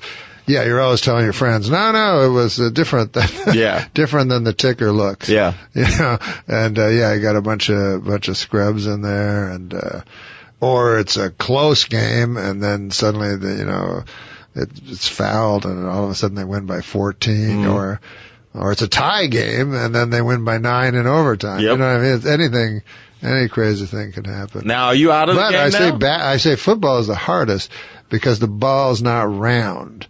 And to me, a round ball going in a round hoop or putting a round ball going into a hole is more predictable than a weird shaped ball that can do anything. Like once it bounces off a guy's chest and goes in the air, and then it's bouncing on and the weirdest thing is 20 guys jump on the ball in a big pile, dog pile. And they're squeezing each other underneath there also. Because technically, holding each other. Whoever, if you had a camera that looked through people, technically the guy that's on the bottom of that pile holding the ball, touching the ground, covered with human beings, is the one that possesses the ball, but he's never the one that ends up with it. No. It's the big giant guy. It's whoever has the least nerves below the waist. Exactly. In their extremities. Exactly. Which it seems like athletes have that I could never. You see a boxing and a guy takes it right below the belt and he shakes it off in a minute. Like I would be throwing up in the corner for like an hour and a half,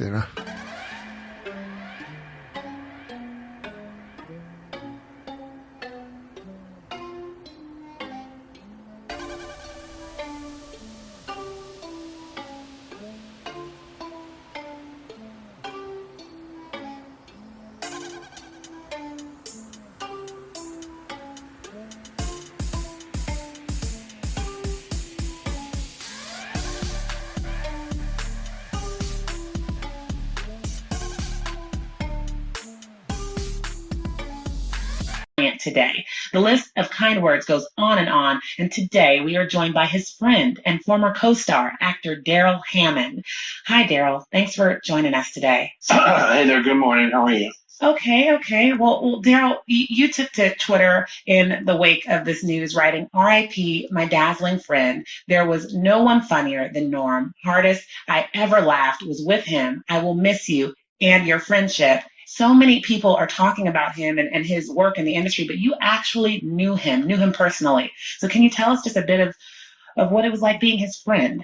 Yeah, you didn't think of it like at the time as like it was like anything special because he was such a no frills kind of a guy. I mean, he wasn't seeking fame and he wasn't seeking fortune or power. He just was living his life trying to be funny, and it seemed so unremarkable at the time. It was just Norm being funny and being him, which was thought is formed on the way out, and you just say exactly what you think immediately. And sometimes it lands with favor, and sometimes it doesn't. Yeah. Take me into one of your biggest belly laughs with Norm. Yes. If you can. I mean, the thing is that I know him. I can think of some professional stuff that was really funny, but personal stuff and people that were in his life probably is some of those stories I shouldn't tell because it involves other famous people. But you know what I mean? Okay, take me to a professional one then. What was one of your favorite on-camera Norm moments? Well, my favorite on-camera Norm moment was when he was doing Burt Reynolds, in Celebrity Jeopardy and refused to answer to that name when Alex Trebek referred to him because he had changed his name to Turd Ferguson. Burt Reynolds. That's not my name. Okay. Turd Ferguson. He wore that giant hat. Yeah, what do you want? I'll put that up there with my favorite moments ever on stage at SNL. Hilarious. I'll put that up there with the cowbell sketch. It was hard to stand next to him and not just become an audience member, That was sort of the way he was. You didn't want to be in the sketch anymore. You wanted to watch the sketch. You wanted to watch him do his thing, Yeah, a lot of people having to deal with breaking during that sketch. Yeah. Yeah, you really tried hard not to break. And I just wished I could walk off to the left about 10 or 20 feet and stand there with everyone else on the floor, people standing around. I wanted to join them and just watch Turd Ferguson do his thing. Oh man. And what was he like? Just, coming into set, like, just take me into his personality a little bit off camera. Super low key. He would be over talking to the key grip or talking to the nurses. He was always talking. He was very interested in people. And he was very curious about people and very engaged with everyone from techies and camera operators. Oh, and then Elle McPherson walks by and he says hi to her. You know what I mean? Yeah. He was utterly himself and he didn't know how to be other than that. Sean Connery has set a new Jeopardy record with negative $230,000. You think you're pretty smart, don't you, Trebek? What with your dago mustache and your greasy hair? Look, what did I just say about ethnic slurs? And finally, back again, Burt Reynolds in a commanding lead with $14. Hey, check out the podium. Look at this. Mr. Reynolds has apparently changed his name to Turd Ferguson. Yeah, that's right. Turd Ferguson. It's a funny name. Great. Mr. Reynolds, it's still your board. Yeah, well, why don't you give me ape tit for 200? It's not ape tit.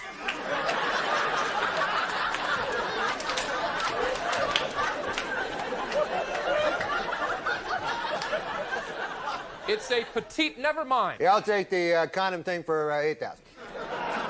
That's condiments. For 400.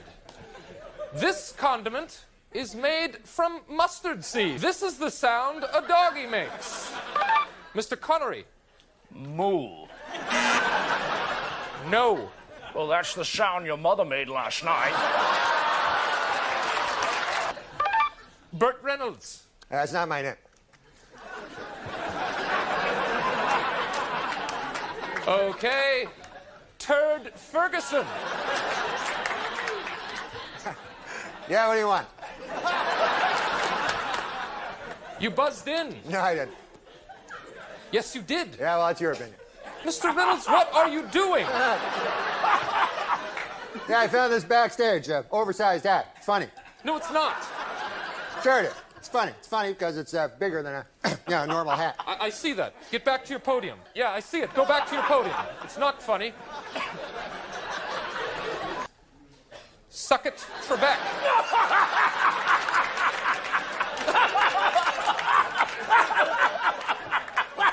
That's all the time we have. Good night. Would you get that off me?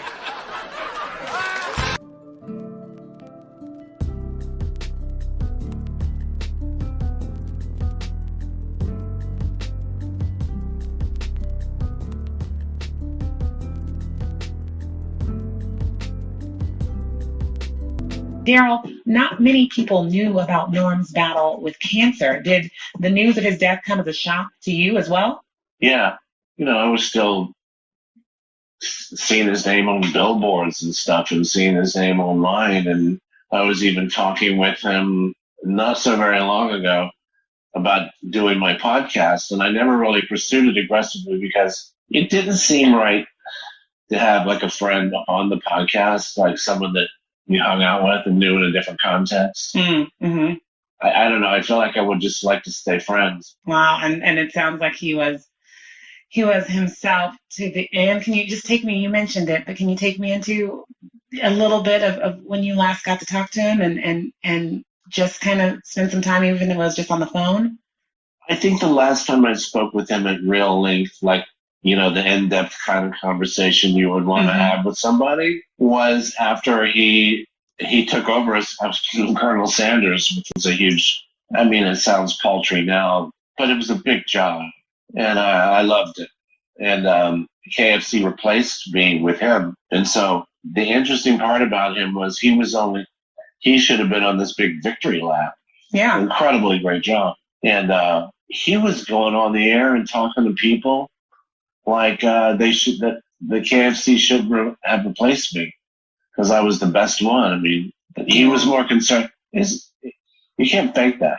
Like, concern for your brother or, more than yourself. You can't fake that stuff. He was saying that to them, and everyone was like, yeah, I got to take the job. It's a great job. But he was better. And, Wow. Right? Like, he's like, that's great. Yeah, it's like, I kind of feel bad about it because he's much better at this than me. And none of this makes any sense to me at all. And the truth is, he was a great Colonel Sanders, and as I knew he would be, he was really fun to watch. Well, it sounds like any character he stepped into, he owned it. He was bringing the electricity, yeah.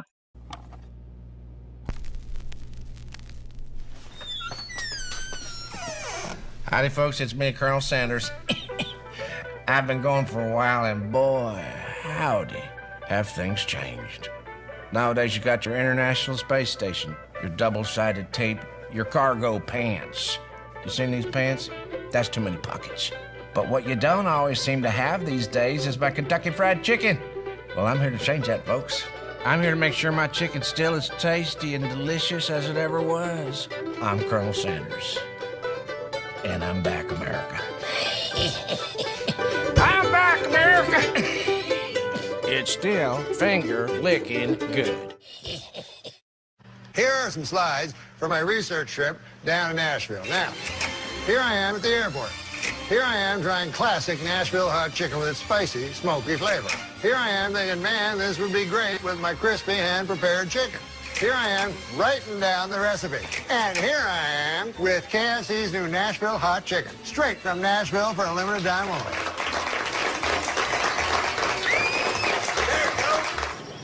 It's finger-licking good. Do you have any other color jokes? He's just blue and yellow. Did you just say, do we have any other colored jokes? I knew you were going to say that. Fucking Jimmy the Greek over here. I don't want to... Jimmy the Greek. How about Jimmy the Greek gets kicked out for being a racist? Meanwhile, they call him the Greek. I'm going to lose it though. Yeah, it's the heaviest I've ever seen. And since I've gained it, I sweat like a you sweat like a whore in church. I don't mean to be what? I don't mean to be filthy, but a whore in church. Yeah, she's nervous, so she sweats because sweating like a Chris Dorner in a Big Bear cabin. Okay, come on. Well, I'm just that's racist. Two businessmen bought the Milwaukee Bucks for $550 million. They are very excited with their purchase, as this is the only legal way to own black people. Now that is here, and I read that. Well, you're not there. You know how businessmen are racist? They are. Yes, it's them being racist. They are. You. The two businessmen that bought the Milwaukee Bucks for $550 million are racist, according to this. They're fine, man. They're Jim. This is what you said their neighbor was? Jim Ping? That is my neighbor. A nice fella. Nice guy? Let me as abacus I want to do yesterday. this. Jesus. Oh, come on. That's not a Chinese guy. I wasn't saying it was. That's kind of racist. What are you, Mickey Rooney? Hey, come on. I know he's dead, but Mickey Rooney did a very racist thing like you just did in a movie called Breakfast at Tiffany's by the wonderful Truman Capote. I wasn't doing anything racist, and you know it. But go ahead. We start talking. She's texting me at like 4 a.m. And I'm like, oh, what's going on? She's like, oh, I'm bored and I wish I had some weed. You want to come over? And I'm like, yeah, sure. And she's sending pictures of her. Oh, maybe maybe we'll have fun. And I'm like, and so at this point, what were the pictures? It was like her bent over with no clothes on and stuff. And I'm like, but at this point, my cock's making the decisions. Anyway, tell me. And so I call my friend, and then she's like, yeah, just can you bring a C note? Well, I have a roommate that sells $100 bill, and we'll go get some weed, and you can come. And I'm like, yeah, am I getting mugged? I called my friend. He said, put the phone number into Facebook, and you can see who the person is. Shut the fuck up. Yes, so I put the phone number into Facebook, and the profile comes up. It's this black guy in a ski mask in all the pictures. It doesn't matter what race he was, man. So As a matter of fact, I don't know how I knew he was black. He was wearing a ski mask. Well, you could tell. So I head over there. No, I know. You can tell. I know. No, I've never heard his view on African Americans until this very show. That's interesting that you got that out of him. Plenty of black friends. Plenty of black friends. Dated a black woman for months. No, I'm not a racist. Yes. If a man has a job and he is a racist, should the job be taken away from him? No. Okay. But his fellows should. Good news for him. Yeah. Not a racist. Do you know the joke about B.B. King's wife? No. You don't? No, I don't think so. B.B.'s having a birthday, so she wants to surprise him. So she goes to the tattoo parlor. She says, put a B on one cheek and a B on the other. So the guy does it. She goes home. B.B. comes home. She opens the door, bends over, drops her shorts, and says, surprise! He said, who's Bob? That's racist. There it is, ladies and gentlemen. There it is. The one and only Super Dave Osborne and his joke about Yeah, tell that to Michael Richards, man. Why, that's not a racist joke. Yeah, sure it isn't. Who's Bob? Yeah, that's. Now, what do you think about this dog, the bounty hunter? Have you been following that at all, Norm? Oh, that guy. I mean, to me that sounds racist.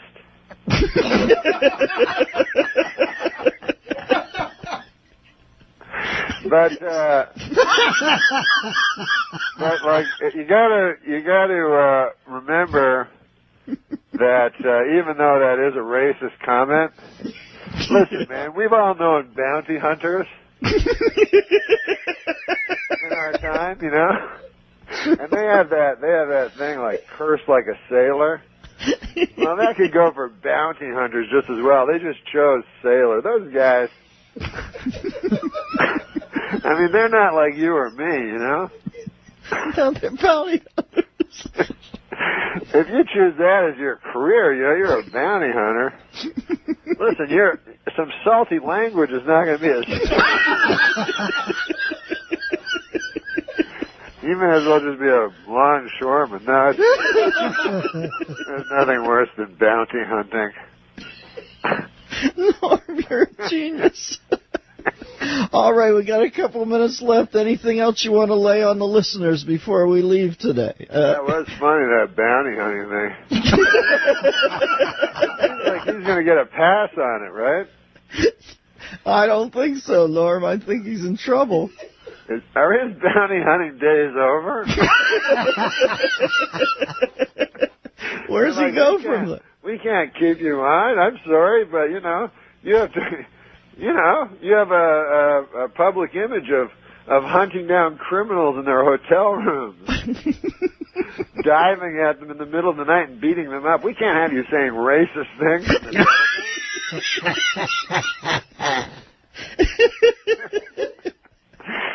I don't know. All right, Norm, I'm going to put some oxygen on my face here and recover. You're going to be on every Friday now? Yeah, that'll be fun, right? Oh, are you kidding me? I'll be like your Pete Barbuti. Barbuti. No, stop.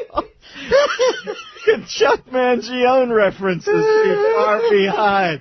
Yeah. Thank you, Storm and Norman. We'll talk at you down the road. This is the Dennis Miller Show.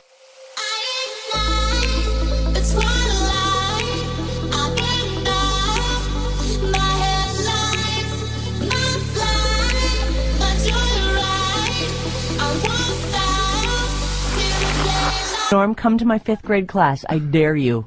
Well, where does she? Is it? Are there black people there? Oh my God! Where's what does the that have to do 925? with it? Well, Why is it harder if there's black people Because there? black people are generally poor, and poor people are generally dangerous. Oh my God! Wow, I can't Norm. believe you just went there. What? Black people are rich? Their black people span all the strata. No. And you're saying you and gotta white check people your are statistics. poor. And, oh no, my black God. people are poorer than white people. You didn't know that?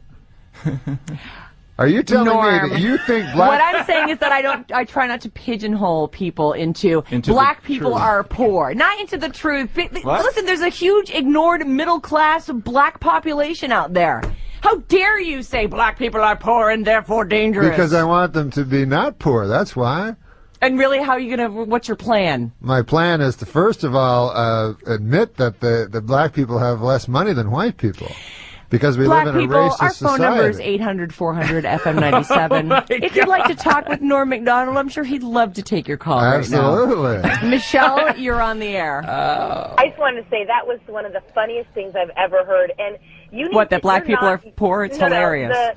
The teacher thing, and Oh. you need to probably act like you're not offended by that, because first, you don't have a right to act like you're offended, and that was funny as hell. He is right about black people being poor. You know it. I know it. Oh and the my black God, people know what it. has happened on this show? Well, he taught us a lot today. I think moms. Oh, it's a learning show. Mom's That's an what it easy is. job. Where have Teacher's you an guys easy been job. living for the last 300 years? Paris, you are on the air. I think that is completely untrue. Go on. Not all black people are poorer Amen. than Sister? white. Oh, I didn't say that.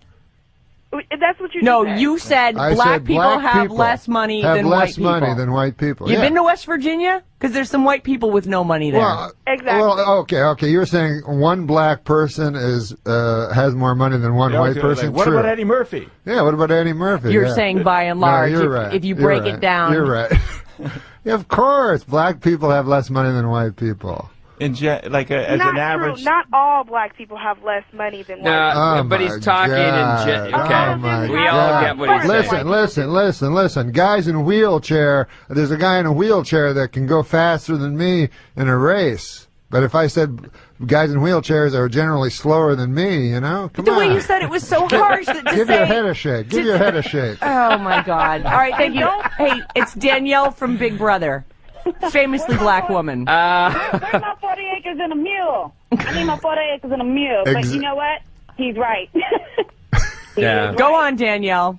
I mean, if you think School about us. it, there's been cases where the same person will apply for a job, and at times the other race gets the higher pay. I'm just keeping it real, folks. All right, thank you, Danielle. Absolutely. All right. Yeah. All right, just sum it all up, Norm MacDonald. Well, I'm saying that having Try less to offend everyone equally. having less money or or not having less money is not a product of your nature. It's that you don't have the money because the white people don't give you the money. It's actually supportive of black people to say that, actually. 707 Of course says... I'm supportive of black people. I'm in a room of You're saying that racists. to have justice, Oh, we should my all God. have equal, The 415 says maybe we should That's educate funny. our... Do you want to keep him for the next segment? At this point, I'm not sure. I'm finding Norm to be somewhat on the offensive side. You know what, though? I love that he's saying all this stuff and then looks over with a big smile. I know, and big smile. He's like, oh, man, they're going to talk about this all day. Well, I didn't know that everyone. I thought San Francisco was a little more open than. No, San Francisco actually They're isn't. racist? No, they're not racist. Well, so far, by the way, most people have agreed with me.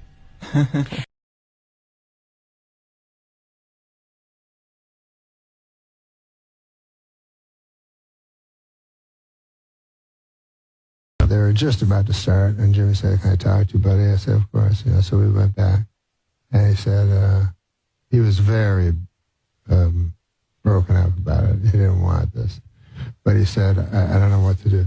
And I said, "You think I shouldn't do the show?"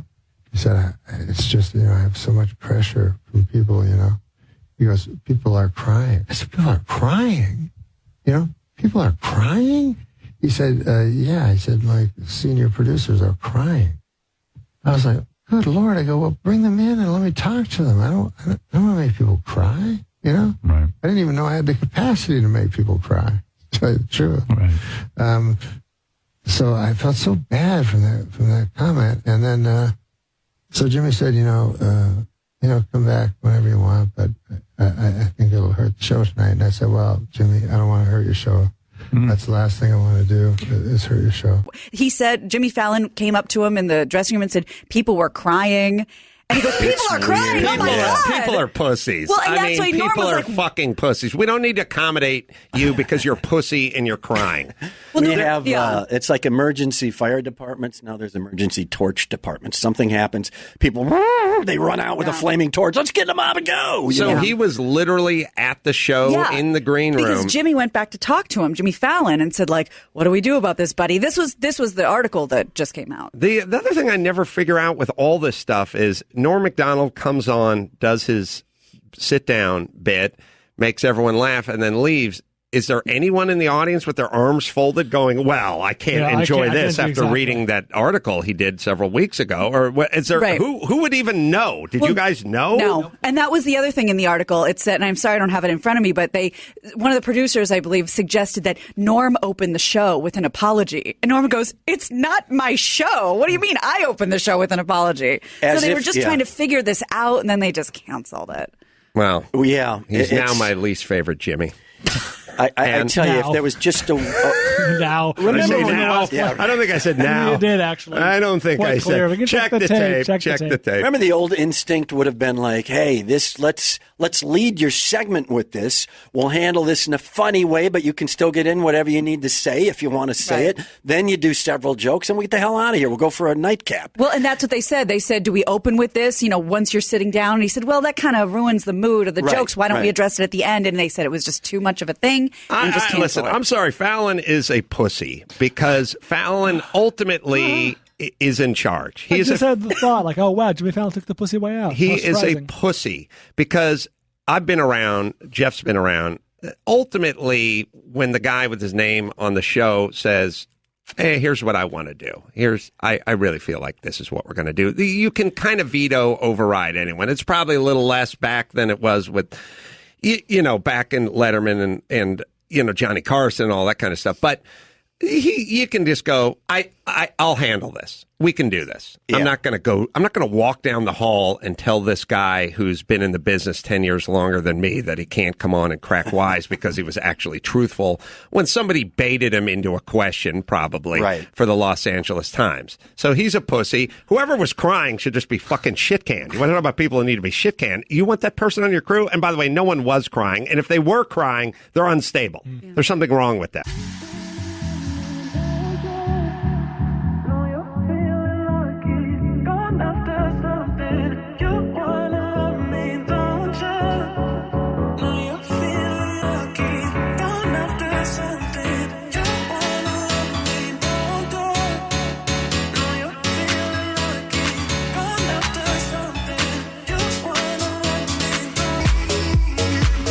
Your appearance on Jimmy Fallon was canceled, and he said that his staffers were actually crying about the comments that you made. Were you surprised at that reaction? Have you been surprised that you were there? They were crying that he was there. That you were even there. Have you been surprised by this reaction? Yeah. Really? I have been surprised because, I never did anything. I mean, I spoke, but I've never. I don't want to be tossed in with people that actually did not crimes but sins, or I barely have consensual sex.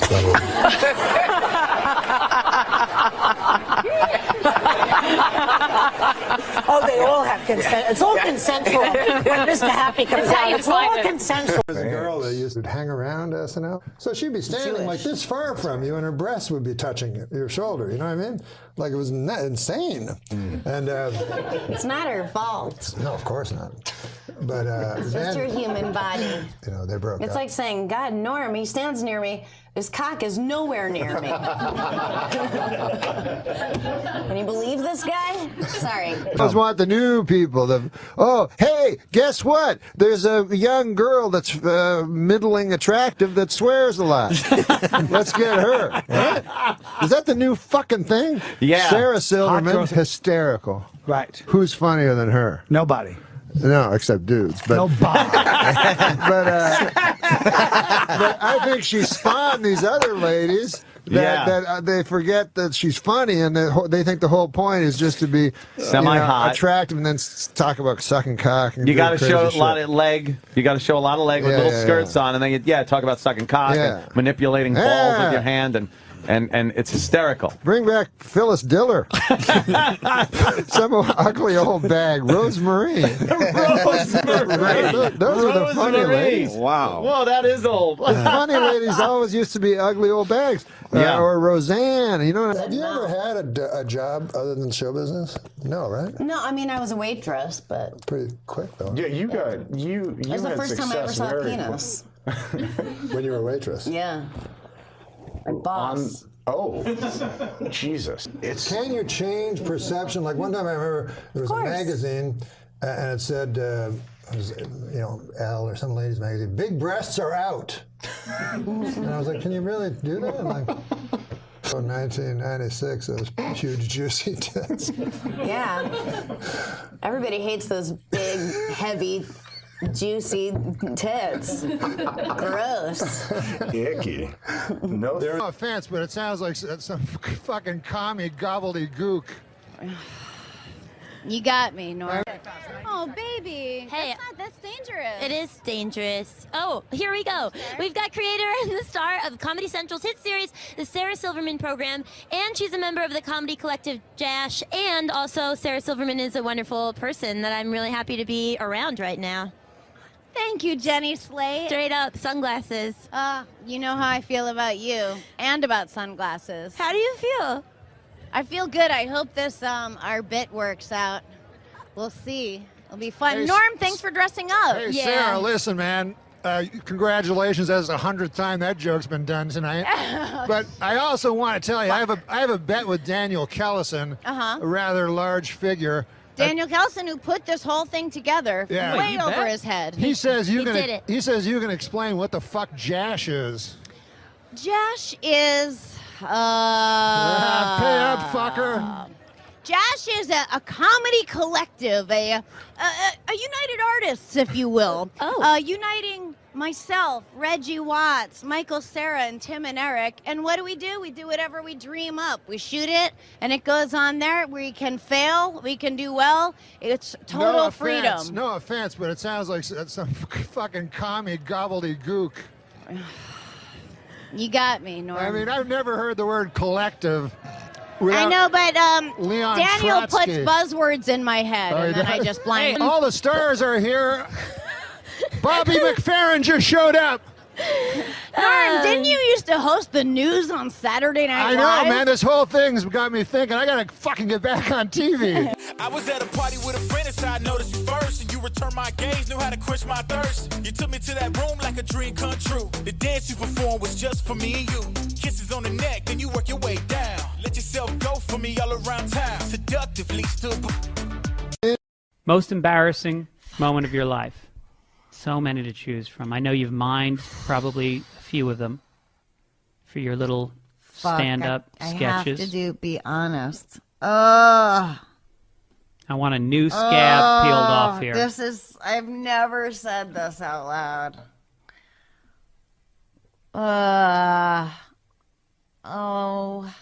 I want people to see me in a sexual way, but I was on SNL the year I was at SNL, but I was in Los Angeles for hiatus for some reason. I didn't live here. And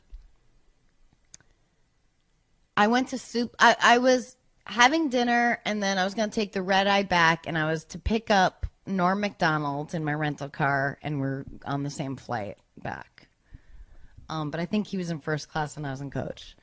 So I went to Soup Plantation before and had dinner with some friends, and then it just hit me like your story that I don't know if you told while we were doing this. Yeah, or 5 before pound that. weight dropped down in your belly.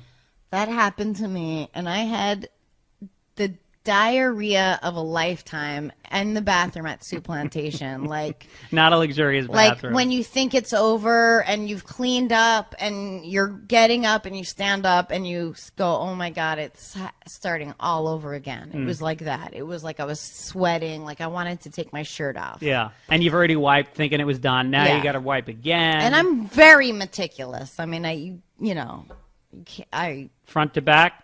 yes. Okay. This just made me think of Harris Whittles said about Rob Schraub that most people wipe front to back, he wipes side to side. That makes me laugh. Okay, so I'm like sick. I'm sick. Okay, so I clean myself up, and I go to pick up Norm MacDonald, who I worshipped, at that time, and I pick him up. And we're driving. I've never told this story. I've never told him this. And we're driving to the airport. And Norm goes, "What the fuck? It smells like fucking diarrhea in this car." And I'm going, "What?" And my heart is going bam, bam, bam, bam, bam. And he goes, "Did you fucking shit in your pants?" And I go, "What? I don't know what you're talking about." And I we roll down our windows. And I'm thinking, what is he smelling? Like, I must have, stepped on it or something. Like, it literally, I don't know what it was. And to this day, I was clean. I swear to God. And this was your worst nightmare. It is still to this day probably my worst nightmare. And he's going, fucking smells like fucking diarrhea in this car. And I'm like, well, I don't know what to tell you, Norm. But in my heart, my heart is just pounding out of my chest, and I'm just like, what is wrong with me? And I'm feeling it again. And then we get to the airport, and I go to the bathroom, and I'm totally clean. I don't know, I'm still to this day, I don't know if I it was on the bottom of my shoe, Or maybe in that when your underwear and pants form a little hammock underneath you. I don't It could have that. Hmm. I'm a lady. Yeah. I don't know, or maybe it was a crazy coincidence. It makes more sense that Norm shit his pants and was yelling Got at me it. for shitting Yep. his pants. He's a guy who literally took a shit and then forgot to wipe and walked away and pulled up his pants because he was on the phone. So anyway, he just told that story on Stern, I think. That was it. He boarded the plane, did not even say goodbye or anything. He just got on the plane way before me, and I never saw him again until we got to work on Monday. Wow. But I've remained good friends with him, but You never told him this story? No, I've got to ask him about that. I guess what is there to ask? Well, he listens to every podcast, so he will probably Good. reach out to you Let's after get hearing this Can you imagine out. if he was still angry, all these years later? No, you fucking denied it? Well, that was what's scary is he was angry. It wasn't Yeah. oh my God, do you smell that? What is that? Is that this area? I hope you don't think that's me. You always It was give somebody an out. It was just an accusatory anger. Wow. And I Wow. wanted to, Shit your pants. honestly wanted to just drive the car into a wall and kill us both. Would have Wow. been less embarrassing. Wow. Why did I tell this